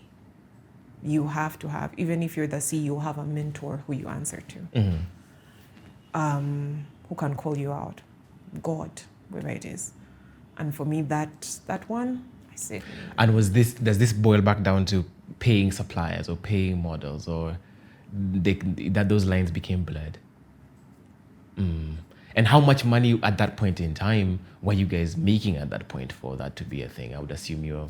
Money was starting to come in. Now, money was really starting to come in. And people keep saying money will reveal a person. No, money changes people. It doesn't. It reveals. So you already had it in you. It's just what wolf are you going to feed? The one that's greedy or the one that's, good? The money was coming in. It was coming good. Like, let me say you get a contract of like 130K. From situations where you get contracts of like 20K, you get, right? So you're starting to get good contracts, and here, this, and payments, companies pay 3 months later, right. 2 months later, different times, but there's overheads, there's things that have to be paid for in the meantime, The issue you also had was Strut It Afrika Fashion Week. That was such a nice and beautiful big dream, but it was too early for us to do it. And also maybe it was too big for where you can start. It doesn't have to be bad, but it's smaller and then grow it. We're starting from a level 4 instead of a level 1. And so that broke us. So a lot of money went into that thing because remember, you already have a name of Strut It Afrika. So when you're saying a lot of money, for example, like how much did it cost to put it together? Man, if borrowing money, we borrowed over millions, like we millions Kenyan shillings. And because I remember there's one debt that had my name on it and his, and he was very clever with that. And I remember telling him when I left, when I said I can't do this anymore. My mental health. You clearly want to do this by yourself. I checked out as well on to his also thing. He was like, man, you checked out. You're no longer a part of this and another. I'm like, yeah, I did, and I didn't inform you I have, which was my bad. And it was a very toxic environment. So just that debt, I think it was about 900K or 700K, one of those two. And he was like, that one, it's both of us, it's not a Strut It Afrika debt. I said, how is it not a Strut It Afrika debt? I'm not the company. You have all the money. I've left you with everything. Like, don't pay me back anything. I don't want anything. You just keep. Let's go pay everything. So I had to pay half of that over time. And as in Uganda with a smaller economy, that one. Anyway, the thing is, what was sad, the saddest thing for me in that all, I lost a very good friend. We were very good friends. And he was family. Not in that way. He was family of, this is my person, I am your person. And it hurt for a very, very long time that the way it ended, because it also ended very badly. Very, very badly. Yeah. And actually apologized to him before I left Kenya. And I said, I'm so sorry for everything I ever did that could have brought us to this position, whatever part I played. Because no one is innocent. Yeah. Financially speaking, were you ever a shareholder for the company? So I said VP, yeah. I was second in. So you had you had shares in the company. Yeah. So you had. So I said I left everything. I was like, you take. So you had to transfer your shares and all of that. And everything. Okay. Contacted the lawyers, blah blah blah. Everything transfer. Because I told you I was scared because my name would be. I was like, where this is going, I'm scared. And I was so happy I did, because later on, it did happen that way. It became a very big scandal, a very big thing. I was like, guys, I'm in Uganda. I don't. I left these things. I'm not a part of it. I felt bad because I loved the model so much. For those were my people, and I hated that they suffered the consequence. Because they weren't paid, essentially. Okay. And I did try my best, guys. I really tried my best to make sure you were paid before I left, but I was fighting against a lot. And I'm not trying to make myself all perfect and no. For that one, I can't say that. But for other things, because now this is a part of my life where I say I was mean, right? I was mean, I was bitter, I was always angry, I was not the nicest person. In fact, even in the judges, I was the meanest. I was the Simon Cowell when it came to like the models and everything. I was like, that one I can tell you. So there are very many people who I would actually like to take this opportunity to apologize to, that if you had a dream of being a model and I killed it, I am so sorry, because of maybe the words I said or the look I gave, because I just had a look or something. I apologize that I used my powers for evil and not for good. I truly, genuinely, I have been apologizing for that for a very long time. And I have learned to be better, and I am. I mean, we've been laughing and having a good time. Yeah. Yeah. Okay. So you come back to get Uganda after that, and you get a job? No, my mom, Auntie Esther, that woman, she's a gem. She called one day and said, "Pack your things, you're coming home." She's like, this is not a discussion anymore. I was like, no, because at that time, a friend of mine, Sebastian, such a fantastic guy, had helped me to first get a job. Guys, corporate world was not for me. I knew this from day one, but it was tough. Waking up at those hours, coming back over what hours? As a front desk and everything. So my mom, Auntie Esther was like, no, come home. And when you come home, you're not allowed to work for 3 months minimum. I will take care of you. Just come home. Because she had come to visit us in Nairobi, and she stayed with us. She just said... By us, you mean you and your boyfriend at the time? Boy, you what? Oh, sorry. Why are you giving him titles I never gave him? You know what? I apologize. You and the person you were living with. Yes. Okay. Whenever in a relationship. It's complicated. Anyway, and she just saw the dynamic and she said, no. I remember her just going like, what is your... Hey, it's not working out. She said, either get your own place or come back home. So I tried to get my own place. That was a big fight. So the only solution was for me to leave the country and maybe come back. I moved in with my cousin, who's my hero, Ivan Mboa, and he's the first person to save me, because he was there in Nairobi with me. He saw that I was dying and said, you come stay with me. But Mr. Man also moved into the same complex. My God, it was such a toxic relationship. So when I come back to Uganda, because I just gave in and I said, you know what, guys, I've done it. I'm finished. I had 3 failed suicide attempts. Like I was done. I was like, okay, fine, let me go home. I was like, is it even home? What is UG?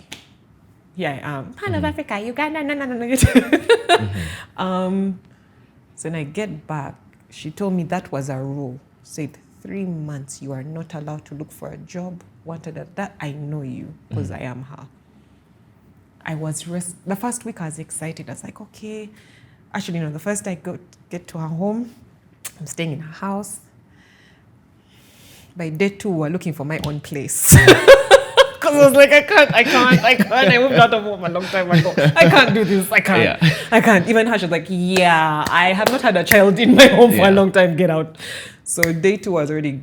So the rules still applied, but you just weren't in her house physically. No, like day 2, I moved to... We got a place. That's what I'm thinking, like a separate place, but she was still taking care of you. Yes. Okay, that's what I meant. Okay. Yes, those rules. Yes. Yeah. She paid the rent. She paid the rent for 4 months, for five months. She just said, just That should not be your worry. She has a catering business, so I have food.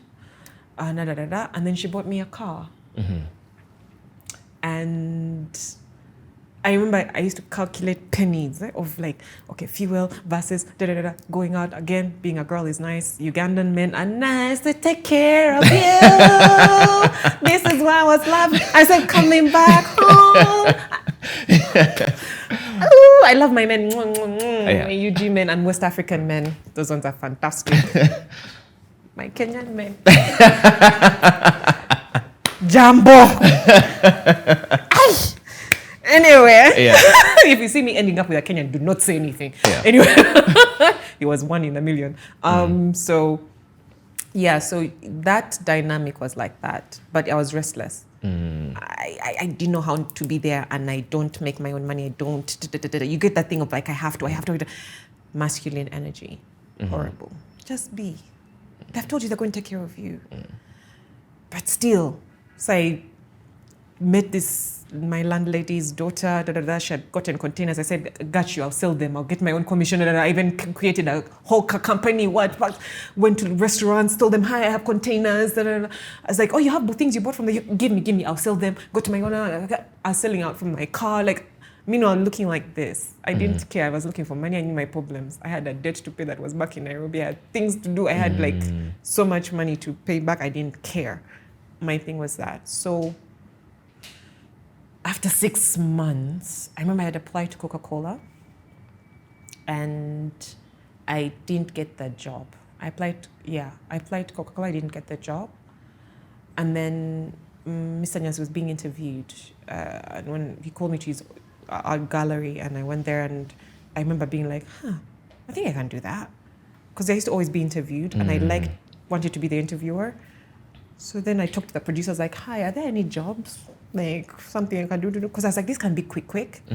And I just need something to just help me make money quickly, like different things, different sources of income.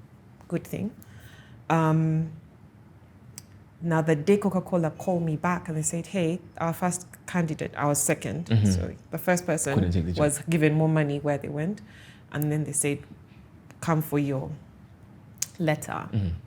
So I went there. I was so excited. They're giving me benefits. They're giving me salary. These are things I've never seen. Offer? How much is the salary?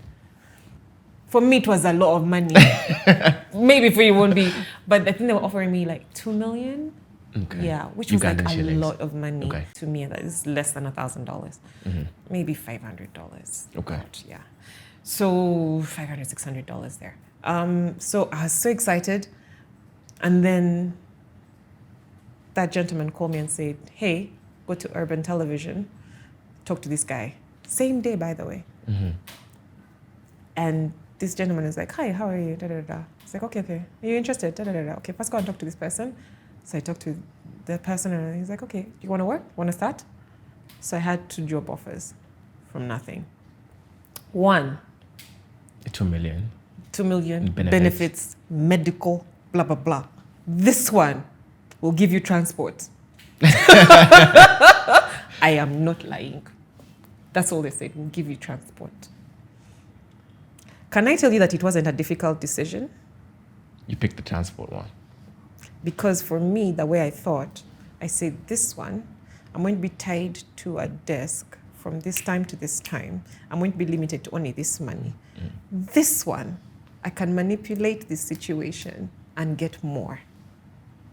It's just a stepping stone. I'll find more ways. I can do side this, I can do side that, side this, side that, side that. I've already been in the side hustle. Headspace. So I went here, which was madness to many people. My mother for 2 years asked me when I'm getting a job while she saw me on television.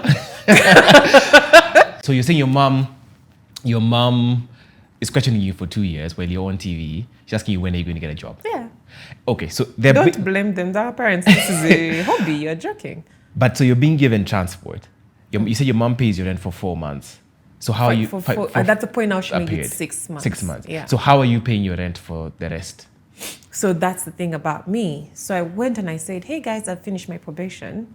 You told me a month or something, my contract. And they're like, no, that's not how we do things here. My Uganda is very sweet. They're like, there are people who have been here for how long and they don't even have a contract. And I was listening, I was like, that's a them problem. Where is my... Again, the Kenyan side of me. So everyone used to always say, it's that New York Kenyan side of her. Because for me, Nairobi is the New York of East Africa. So I went straight to the top. And I said, hey, where's my contract? He was like, oh, sure, no problem. Here's your contract. Boom, boom, boom.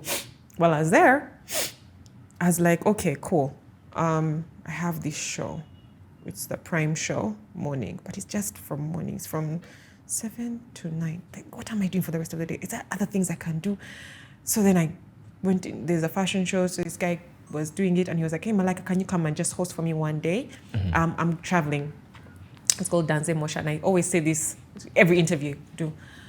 He's like, I'm traveling, just come and do for me, just 2 shows, and then I'll come through. I was like, cool, no problem. Now the thing is, I wanted nothing to do with fashion. After the... Don't want. But the thing is, the way I dress, the way I look, I always spoke fashion. So everyone was just like, just makes sense. Let her fill in. I'd like to let you know that was 10 years ago. Danze Mosha has never come back.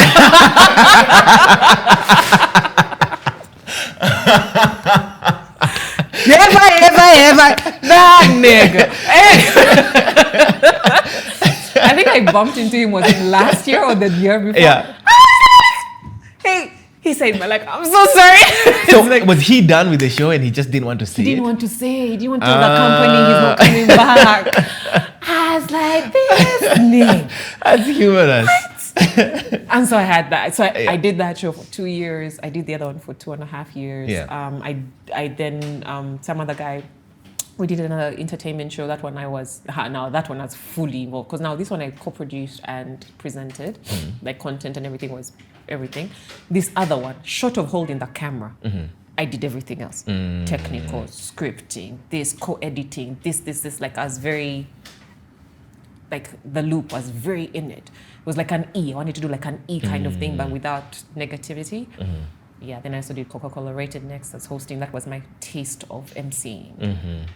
And I love emceeing. So this is when you really start making your... I literally came out of nowhere and I was in everyone's face all of a sudden. And everyone was like, who's this girl? Like what? They didn't know me my mission. I have dates, guys.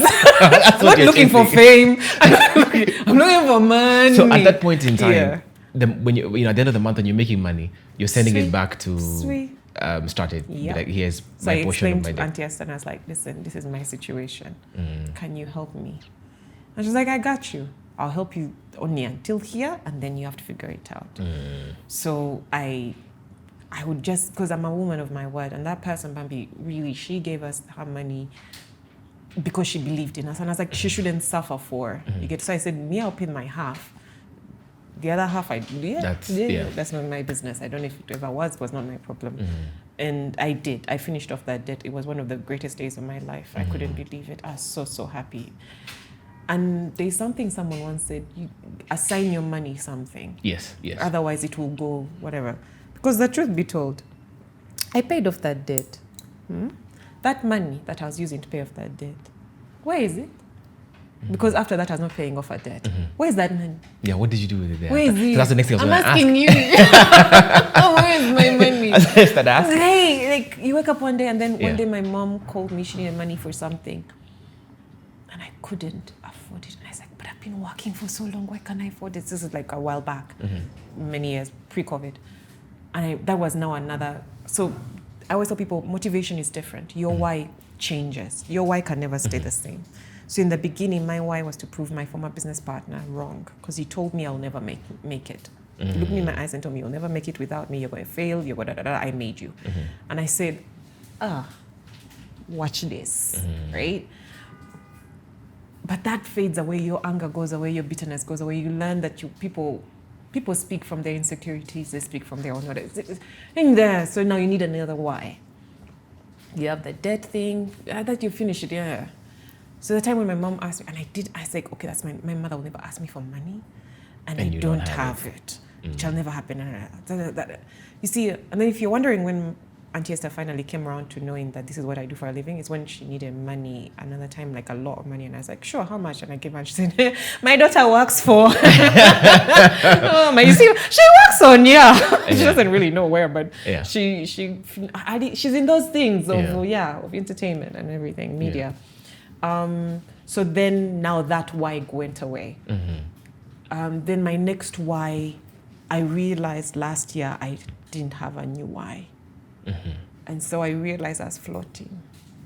And so your money just goes for you get, because you've not assigned it to anything. And guys, marriage and children is purpose as well.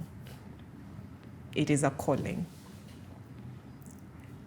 We are being selfish when we don't do those things, but maybe if it's not your calling, it's not your calling, right? So if you don't have children and you're not married yet, you're called to other people. It's never to yourself. An apple tree doesn't eat apples. An orange tree doesn't eat oranges. It is for everyone else. So you attach that so that your money is directed.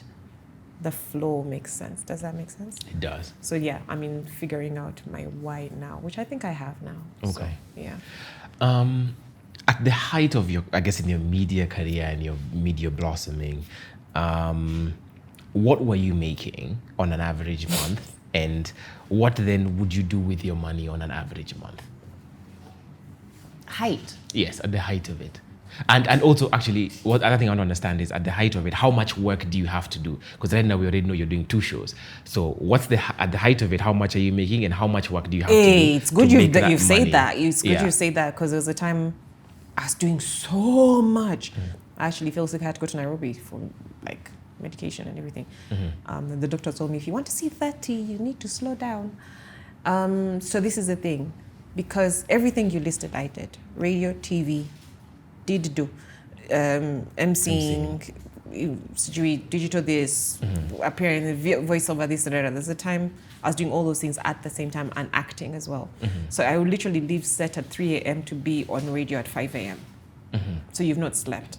To then leave, to then go back to be on set, and you're maybe producing, But what I have realized, when the times I was working the most and doing so much, I thought I was making a lot of money. So now let me say, because I can't say a month, because remember highs and lows. But averagely, I could say averagely 10 million Ugandan shillings. A resident calculator. 10 million. I think it would be like 300. 400. Like two something. 270. 250 thereabout. 359. 359, okay. right? Can you shillings? Okay. Roughly around there, right? That's when you're working. That's when you're super busy. Insane. Not sleeping. No sleeping. No nothing. No time for a social life. No nothing. The only time I have is maybe to look pretty, because it is part of the work. Okay. Right. Now I realized when I started slowing down and working more smart, I could make that even in 2 weeks. Do you get? It wasn't necessarily the working. It's just be smarter about the things you're doing, and also appreciate that you've created value. It's been years. I no longer have to prove myself too much. I have to prove myself at every job I do. I must be better, but I'm not doing, allow me to reintroduce myself. My name is, right? You kind of already know the name. I come from a place of, you've put in the work. Stop acting like as if you're a beginner.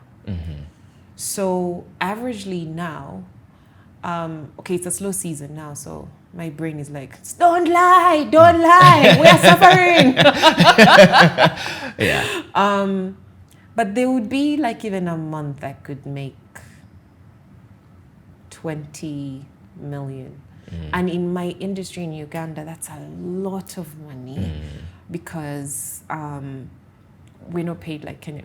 Small story is talking to my friends in Nairobi, and they're also in the industry, radio, TV, blah, blah, blah, blah. And we're talking about salaries, like how we're doing now. And then he said my salary. And they said, is that your transport? I said, no. It's my salary for 4 shows.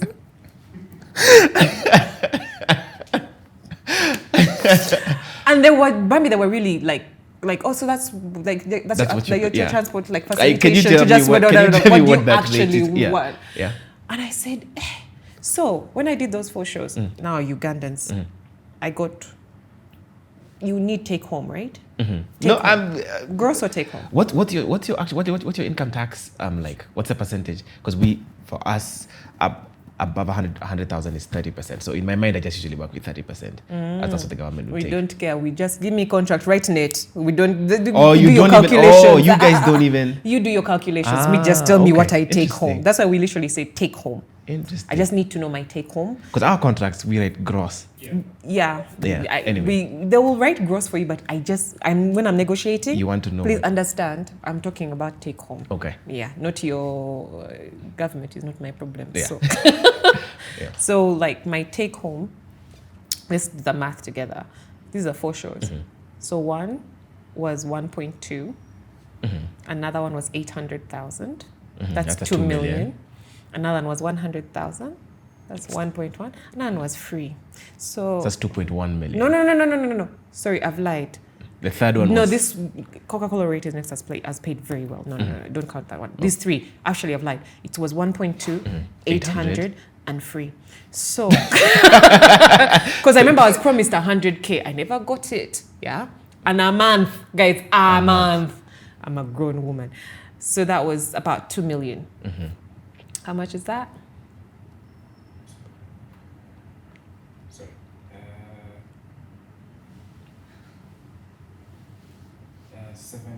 72K. 72K, right?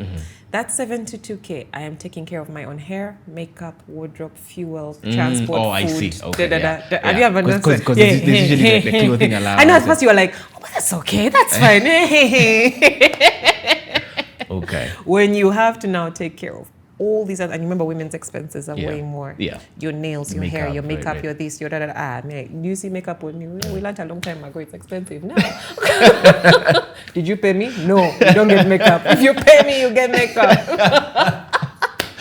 Okay. Yeah, so... I want to ask you about industry standards. What are the industry standards if you're actually, when TV, I say radio? these amounts, people are going to be like, you are paid what? That's a lot of money.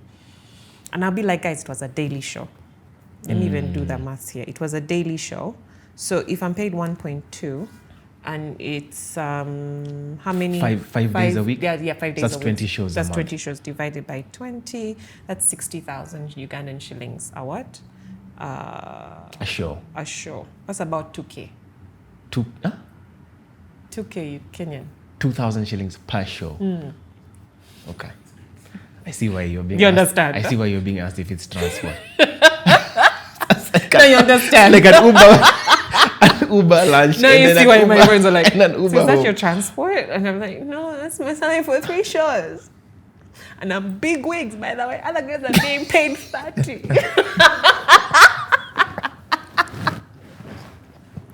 By the way, this industry can't be touched.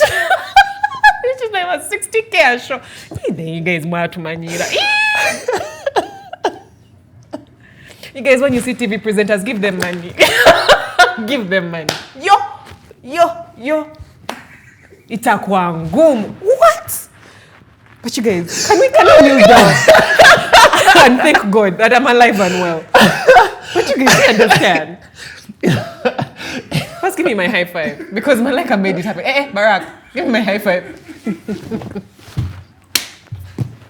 Dangam. What?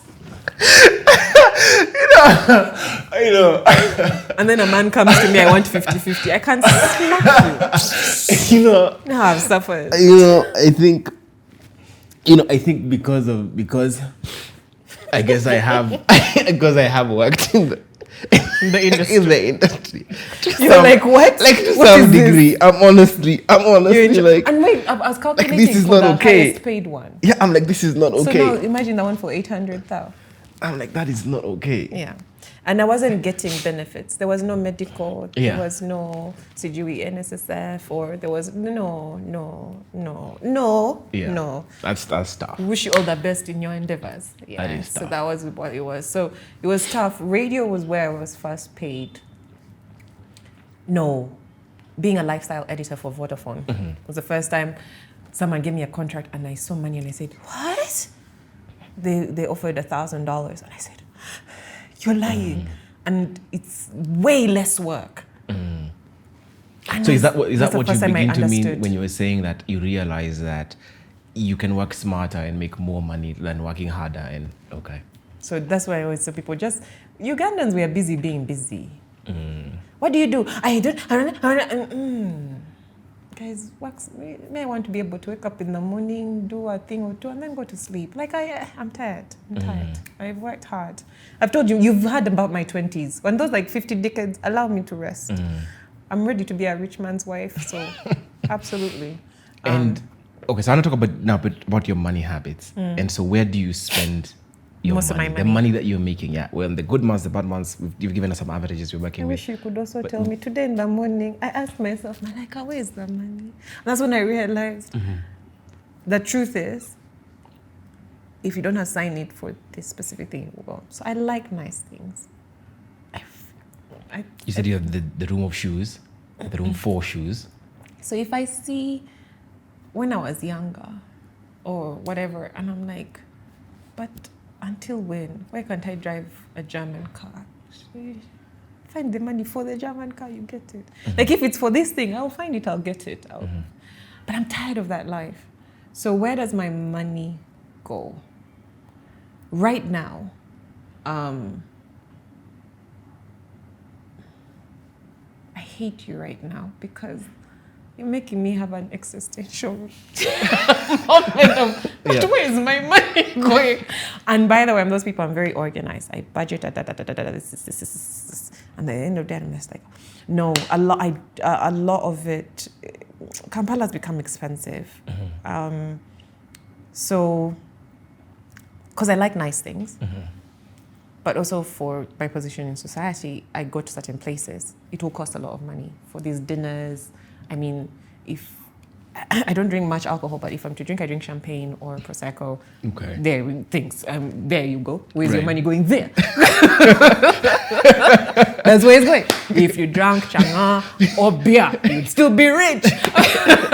No, I'm joking. No. But my taste is expensive. I like to travel. I love to travel.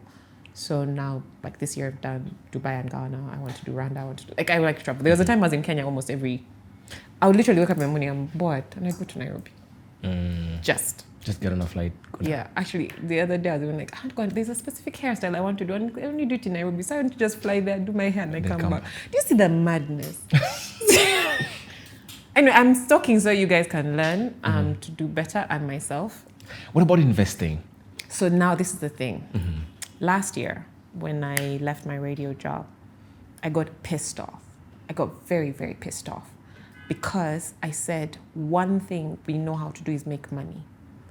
The one thing we don't know how to do is to keep it or multiply it. We've never been taught these things. I got pissed off because why am I learning about Canadian prairies and nonsense, Saskatchewan, and not being taught about unit trusts and treasury bonds and these things that are actually essential for my being. Right. You're keeping us trapped to stay wakabees. Anyway, so I started educating myself. And it was started by mistake. Rena Hicks from Nairobi. I landed on a TikTok of hers. And then I got obsessed. Oak Fund. Fida Bank, and I think they have something called Oak. Anyway. Yeah. So I started watching all her stuff. Then Mr. Mushiri, Pius Mushiri, then came into my life. And I have never been the same. Nabo Capital. If Nabo Capital is looking for someone to hire me, I can multiply guys. I have gotten very many guys. I even want to come and invest there. But he taught me so much in a short amount of time. So I started learning about money making money. Right? We used to always hear that thing, but what does it actually mean? Something as simple as a unit trust. People keep thinking you have to have a lot of money to start. But just whatever you have, start with that and be intentional about it. So I'm now being intentional about things like that. Again, rewiring my brain to get away from the lack, the hand to mouth, the immediate gratification, to now embrace delayed gratification, to embrace the fruits of multiplication. So that's where it is. And I have never been one for farming. That's not for me. Land and all that stuff freaks me out, but I'm educating myself. So anything that freaks me out, I educate myself. It means the enemy is trying to really fight that battle there. So those are the things that I'm looking into and actually actively investing in. In. I mean, I've heard you talk about, those are all Kenyans. Yep. So are you I made sure that they understand those are Kenyans. Are you taught me this. Anyway. Are you investing in Kenya or are you investing in those opportunities in Uganda? In Uganda. Okay. Yeah, I'm also not that bad-mannered, so. So it's basically the same opportunity. So now, but I'm wondering, so do you now have to? The more I think, I am going to diversify in Kenya. To Nairobi. Yeah. But so now, okay, so you hear someone talk about a unit trust or you hear someone talk about something. So now do you have to come here and find your way to where one is? Yeah. Yes, and then I realized that it had always been there.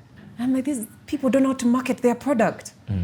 I'm like, I have marketed their product for them with different people without pay, without them even knowing, so easily. But because they don't know how, if you don't know how to market because you're now just saying, you see, if you put this money, no. You guys, Pius Mushiri will show you like how, man, I just didn't want to worry about my children's school fees anymore. So I asked them, what principle do I put in for you to take care of them for this long? And they tell me, and then, that is, I know. You see, now you've spoken to me as a parent, right? You've spoken to me as freedom to not worry about school fees again. Or you want to go on a trip and you're just like, man, I don't have that money lump sum, but for how long? How much do I need to put in for it to multiply to end up so I can travel by this point? Put it. You've sold me what I want with the language I understand. So I then found out that the ones we have here and started putting in, but the bad money habits because there's withdrawal. They didn't remove that car guy. So it's still a bit of a battle for you. Yeah. It's still a battle, but at least I'm a willing student. Okay. And I'm learning and I'm doing better than before. I'm going to ask you a question. Because I've made a lot of money in my life. Yeah. You just don't know where it is. I don't know why you're not answering me. Where is my mind? I have no idea. I have no idea. But I want to ask you about, and this again may sound rude, but it's just for the question, the level of ignorance. Like before last year, like you said, what did money success mean for you? And right now, with the enlightenment that you have, what does money success mean for you? Like at that point in time, what were you after? And now what are you after? That's a very good question. And it came to me, boom, in my head. So I think now that you say it, money success was a lot of money. I have a lot and it's there. Like it's just in the bank. It's there. You know it, like God forbid anything happened, the money is there. I have, it's there. Never was. No, it was for a while. Then I bought a certain car I liked. Then now, freedom. You guys, financial freedom. There's FU money and there's financial freedom. FU money means that you have money, you can say, I don't have to deal with this, I quit. I don't have to suffer, like I'm done. I've left. That's FU money. Financial freedom is when I don't have to calculate every single thing because my money is multiplying. Like I don't have to physically be present for everything.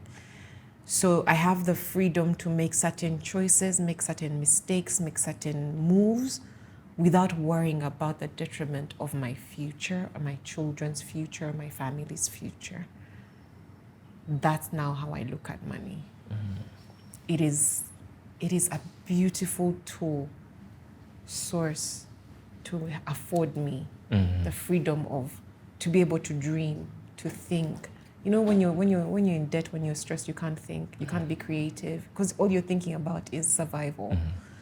But to have the freedom and the luxury to dream, to even conceptualize, to even bring to light, to even just be creative, that's where I'm at. That's it. Okay. Last two questions I want to ask you. One is, I mean, ignorance is bliss. I mean, it literally is the phrase, ignorance is bliss. So how has your life changed now? Because before you were ignorant about what money meant, and did you find that you were happier then, like, but happier in a bubble than you are now, when now you're like, okay, I actually want to have an emergency fund, or have this, or have this, or have that. Has your life happiness quotient sort of changed as a result? You have good questions. That's a good one. That's a good one and well phrased. Because you're right. Before you didn't know any better, you were just doing, right? Yeah. But now that you do, you're frustrated because you know. Yeah. Because you know. And then you're frustrated. So me, I look at it as a season. It's a season of unlearning, a season of forgiveness, forgiving thyself for the mistakes that you made, for not knowing, for maybe you feel like you took this long to learn. It's a season of that frustration to then move to this other side, because I know this other side is way better than that, because that was also struggle. I might not have known, but I've told you, you go into hospital because you're sick, because you don't have time to interact, to meet people, to be with your friends. People sometimes didn't even know I was in the country, and I'm like, guys, I'm here, I'm just always working. So no, that wasn't happiness, that was survival. This is an unlearning season. This is a relearning season. This is a mindset reset, shift, and all of that. And it's going to be this. And I appreciate it now, because before I was fighting against it. And I think it's just allow. You have to. I mean, those are years of you doing that, so you have to in order to go here. Because I know here is just even thinking about it. Yeah. It's a better place. Yeah. Okay. So there's one question I'm going to ask before I ask the last one. And this is on, so because you've said this to me a number of times, like, where's my money? Where's my money? Where's my money? Where is it? So you now know. So I'm curious, like, do you genuinely, because you know, and obviously I do want you to, you know, respect your own privacy and share whatever you're comfortable with sharing. But like, would people be surprised with the persona that you have and with the work that you've done and where you've been? Would people genuinely be surprised with my bank account balance? Yes. I don't want people to stop, like, just, yes.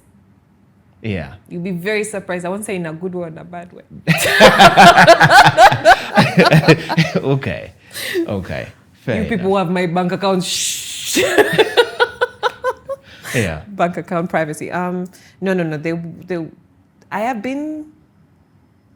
have been genuinely frank about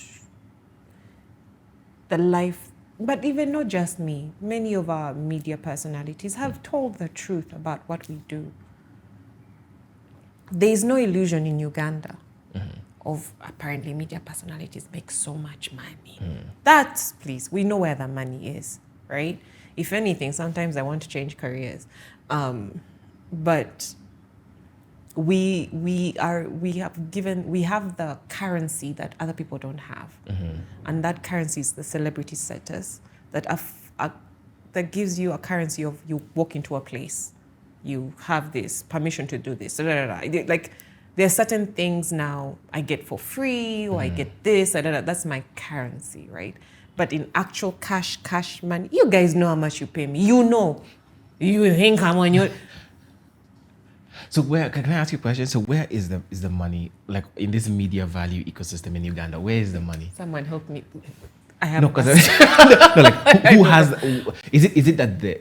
In the media? Is it that the consumer doesn't appreciate the product, or they don't see value in the product, or in what you guys offer? So who's not paying?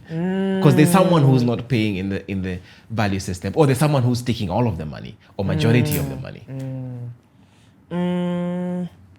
Value. First of all, I might know my value. I might know that, guys, this is my value, this is what I offer, and I know this is my value and this is whatever. Now, my thing is, if in your budget, right, like, let me say my value, I've set it at $5,000, but in your budget you have $500. You know, it's not like this you're saying I'm not valued at 5K, but you're like, my budget says 500, because the way they look at the work we do, they think you're just holding a microphone and just talking. They don't understand the work. They think you're just seated here, by the way. You who's just... That's the job. That's your job? Yeah. No, you are not working. Do you see what an engineer goes through? Do you get? So it is in mostly the parties, before they get to us, the parties that consume and employers. And the employers are the consumers as well. Yes. So it's quite unfortunate that it takes the West to show them the value of what we are doing in order for them to start appreciating it. Like catching up with the digital social media thing, being an influencer, living off that, that's taken a while. And guys are making a buck there, right? But we guys, what we do is, if it was easy, then you do it. You do and we see. It's not. What he's doing right now, you have your family, right? You left them, you came here. You're interviewing these people. They're all of different personalities. One is going to make you laugh, one is going to bore you, another is you're going to zone out, zone back in. But you have to make sure that the audience gets what they need. You've done research, you've read, you've done this, you've put yourself out there. Like, put yourself out there. That's not easy. And the same way you can't put value to our mother, it's almost like even the creatives, it's hard to like find like a tangible thing, like an engineer doing math. Right? So that's where I'm like, if the disconnect is. Yeah, the disconnect is. I'm like, you guys really enjoy these movies, but do you know what it takes to make that movie? Now, like with the Producers Guild of Uganda, which I'm a part of, I'm actually the financial director there. This uphill conversation, I won't say battle, conversation with our government and the people, the stakeholders and everything to make them appreciate. I'm like, how am I still trying to convince you that we are a big industry? You've seen Nollywood. I'm not even going to go to Hollywood. You've seen South Africa. You've seen, Kenya, right? How are you still not seeing? Because you just think we're here entertaining. Oh, do you know what it means to get into character for these cameras? Christian, they should pay you more money. Christian is a camera guy. Like, they don't know what it takes for him to understand the knobs, the lighting, that as he appreciating I love the cinematography for this podcast, the lighting, the color grading, like that you're just saying, Bambi, it's nice. Do you know what what nice actually means? Okay. So I got a question from the producer, well, one of the producers, Collins, and I want to ask this. And this is around, you've had exposure. You've, like you said, you lived in Kenya, you've been to Japan, you've traveled quite a bit, and you talked about even going to Ghana and different places and experiencing what you call it, the creative economy being appreciated in other spaces. And you've even made money in another country, right, in the creative economy. So even as you sit here in Uganda and you're saying they're not appreciating it the way that they should, why have you not left? Why have you not gone to take your talents elsewhere and try and make money, quote unquote, easier in another economy? Okay. Before I answer that, I would like to let Financially Incorrect know that if you want a female presenter, I'm available. Seeing as you're offering jobs for me to leave and work outside. As you can see, I'm fantastic, right? This is my CV right here. So, okay, on a serious note. So that being said, right before COVID, that was my plan. Literally, I was going to move to South Africa or Nigeria. Kenya was still traumatized, but yeah. And I had already worked in South Africa with a fantastic team, Rockstar Television, and I was like, I had reached my ends with, right? And I was like, guys, Uganda seems to have a ceiling, an actual ceiling, not a glass one, like an actual concrete. Nothing to see through. Not even your own reflection. Nothing. You stop here. And it was frustrating me because you know that thing when you know in your spirit that you're destined for more. You can offer more. And so I was. Then lockdown hit. Now with lockdown came very many things. Came things like TikTok, came things like this, like da. And people stopped needing to, what is this called? So fear came in. Yeah. Fear came in because when people lost jobs, me on the other hand, I had my job here. And I would like to appreciate Capital FM, who I was working with at that time. We still had our jobs. They didn't cut my salary and everything. So you get that safety net, you get that comfort, you get that. And then those dreams start to be like scary of, should you really venture into? So that fear came in that going back to coiling, going back to being like, you know what, if it ain't broke, don't fix it, kind of thing. And then also, who is looking for you? See, also then they have their own talent there. Why would they hire you? So imposter syndrome, self-deprecation, like all of that starts playing into a creative's mind. So you say, let me stay where I am. So for me, that was the situation until last year when I said, enough is enough. I can't. I need, guys, I'm amazing. Please hire me. Or work with me. Actually, I have fantastic ideas. So that's why that it's not that as if I don't want to. You're now actively seeking it out now. I actively want to. I really do. Okay. The other thing was also because, man, that trauma of being away, I wouldn't lie to you, it did a number on me. So like the support system that you have here. Perfect word. Yeah. Yeah. Yeah, I was going to ask about that. Yeah. So but I'm fine. I'm healed. I've done therapy. I'm fine. I'm ready. We run. We go. Money doesn't know those things. Trauma. What do you mean? Rent is needed. So yeah. So there's that. Then I also had the dream of, man, Uganda. I love my country so much. Where you were like, no, let it work here. But it is not. I still have it. I still have a dream, but while it's growing, I can still travel and go. Your next question was on the... I had one more question which I hadn't asked. No. He had a two-part question. It was why I haven't left, and then... well, it was all circled around why you haven't left, and giving an example of other Ugandan creators who moved to Nairobi. Oh no, the reason why that is blow up, now. Yes, so like Raymond Kawuma, who then moves, and I knew this from before because when that company I was working for Trink Media, and they were one of the first people in Nairobi to start the whole social media, influencer management and everything.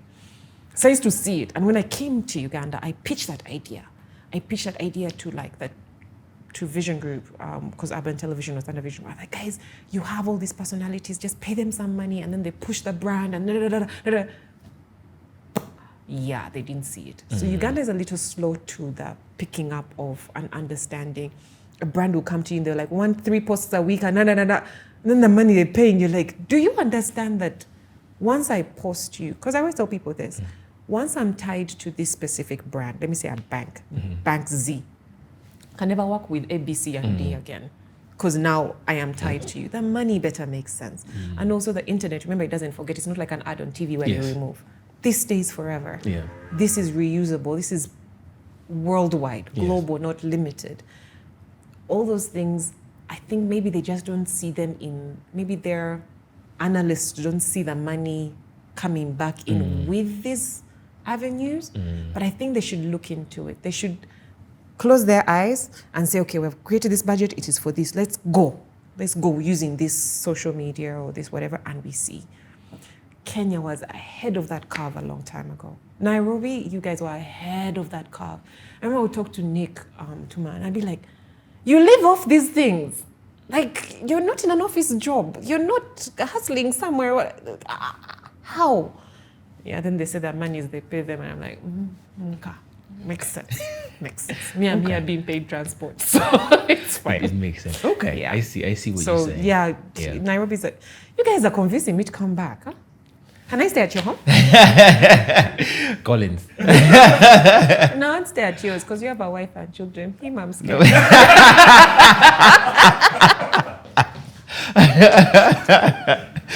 Oh gosh. I'm coming for a job, then I get another job. You're not interested in staying with Collins. Anyway, okay. My last question. Guys, they've laughed. No one has said yes. No, yeah, we've just laughed. My last question, right? And this is because it's a statement that you glossed over earlier when we talked, when you were talking. But I think it's a really important thing, and I think it would be good to bring out because you mentioned 3 suicide attempts. You mentioned 3 suicide attempts, and of course that's not. I mean, like that's not light, you know. That's not lighting. I thought I'd take light of everything. But I mean, also just not to make your podcast sad. Yeah, I mean, I get that, but I do think it is important. To mental health is important. Yeah, and for me, what I just wanted to find out was, what was it that got you to that point potentially 3 times, and even if someone who's watching this may be feeling what you were feeling, right before those moments or in those moments. What's the light at the end of the tunnel? What's the light at the end of the tunnel been for you? Yeah. So, number 1, I'm a born-again Christian. I love Christ so much with all my heart, mind, and soul. Jesus first. I am blessed to have been born in a family that had Christ. Like, we went to church by force. You like, you don't like, you go. So you have teach your child away, in the way, and they shall never depart from it. So even if I departed from it while I was in university, I never touched a single church, not one. We're in the bar. But the thing is, for me, that isolation, the enemy does this thing where he isolates you and feeds you information with your own voice. So it's your own thoughts. I am alone. I'm a failure. I'll never do it. I will.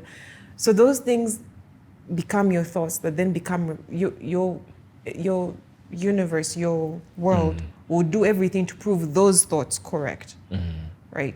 So you say I'm a failure, you start failing. You say no. You see, I told you I'm a failure. You see, I've failed. So you don't even see your wins. You no longer taste ice cream, right? You no longer see the yellow in the sun. You're just gray. Every single day, and it's not a one-day thing. It's like a slowly by slowly.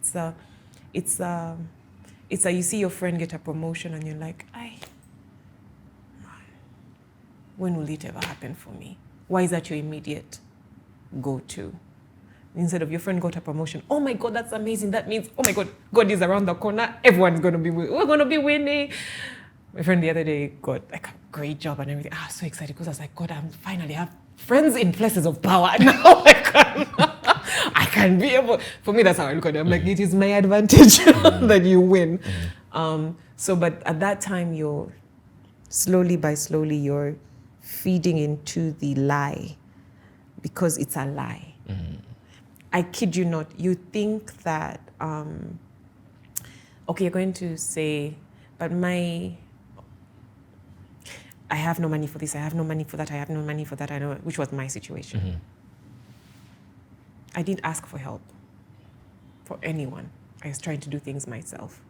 Madam, I got this. And that was also a mistake because help doesn't necessarily even have to come from your family. It can be anyone. It could be seated here and I just ask God, please send me a destiny helper. Send me someone to help me. And I will be open, I'll be vulnerable, but we are prideful. So you don't even ask for help or even don't take it when it's offered. Because even times help will be offered, I'll be like, church, like, no, I'm good. Right? Again, self-inflicted. Many of these things are self-inflicted. And again, here, you're isolated, you're feeding this. What are you watching? What are you listening to? That time it was just darkness. I was drinking a lot, went into drugs, just very many, just reinforcing the darkness of the time. And it was just one time, so don't have it anymore. And I declare that I put me epilepsy, and I had a seizure and I was on the floor and everything, and I just looked up to the sky and I said, like, can I just die, right? And I remember looking up and I'd be like, I'm done. Just like that, I'm done. And then the next day, that friend of mine who was staying with us just randomly just brought a chocolate and put it in my bed with a rose. Just said, thinking of you, that was it. I broke down crying because it was for no reason. That's it. Then at the time I was planning on walking and took Thika Road, and then they just knocked me. And then that day he came home and he just sat with me and we talked out. And I was like, why won't this nigga go? I have a plan today. Why is he here? And he just talked to them, and then he said, I'm going to sleep over. And then he stayed, and then we slept on the same bed, and he just stayed talking the entire night. And I said, okay, I guess he's not done with me yet. Like, I guess I'm of use. So you think you're useless. You think even if I left this world, no one would need me, no one would miss me. Maybe they'll cry for a few days, but they'll be fine. I told you, your apple is not yours. It's for someone else. Your gift, what is in you is not for you. It's for someone else. So friendships, support system, talking, the things you listen to, the things you watch, faith is not a feeling, it's a belief. Meaning even when you don't feel like it, you believe. I believe that the day will get brighter. Remember how I said, I believe that this is better than what I'm going through now. Yes. I believe that even if I feel like, which I do, and I won't lie to you. Also, periods play a very big role. They exaggerate feelings. But I'm like, but I believe this is not the end. So the light at the end of the tunnel is truly, truly, truly, I am not useless, I am not worthless. Even if it's one life on this earth, I will impact that one life. It's not for me, it is for live for others, not for yourself. Be generous of your time, of what you have, your talent. Be generous. People only think generosity is money, but even just your time. Awesome. I think that was really well said. I just would say, for anybody who, I guess, maybe in Uganda and watching the podcast, are there any resources for, I guess it's, whether it's suicidal calls or therapy and stuff that we can plug in? Yeah, they are. They are. I will maybe send you something if I find it. But there's quite a lot, and also because we have a lot of counseling as well here at church and everything. If you feel like you can't afford the therapist, maybe church counselors. Like at Fanero, I know there's a very good counseling, whole thing being built by Pastor Mike and everything. And so my thing is, by the way, if you want these things, you'll find them. If you want. The other day, someone I know was looking for, I just need a therapist. And I'm the one who called them and said, hey, I've just been talking to this amazing, he's a counselor. And she's like, what? I have just been looking for. So if you want, or if you know someone who wants, there's so many. There's so many. And please don't judge people. I know everyone will be like, oh my God, look at her. She has everything. Or why should she be sad about? You don't know what I'm not telling you. You don't know what I laugh a lot, I smile a lot, and usually those are the saddest people, the people who hide the most, right? Yeah. And so just don't judge people, just be kind. That's why just be kind. It doesn't take away from you, just be kind. And if you don't understand, it's also okay, you move on. It doesn't change the price of sugar, you just move on with your life. Yeah. There's no need for you to put people down. But that being said, I think one of the most important things for me right now is my number is 0704. Send me money. With the jokes, always with the jokes, always with the jokes. Send money. Always with the Barrack, jokes. you're just I All want with money. the jokes, always with the jokes. Anyway, of course, if you are in Kenya, we did have an episode with a therapist. Her name is Rehema Nyambura. The episode should be somewhere in our description box. Her number is there, link is there to be able to access her. So if you are in that position, in that space, please do reach out to her. She's really great at her job. Yeah. And to finally wrap up, thank you so much. Thank you so much for coming on to Thank you for Financially having Incorrect me. and for being the first episode that we've done in Uganda. Was it good? I think so. I think it was really good. I'll tell you, You I haven't think? laughed. I don't think I've ever laughed the way I have laughed on this episode. It was a really sad thing, but absolute humor. And just thank you for giving us so much context about Uganda.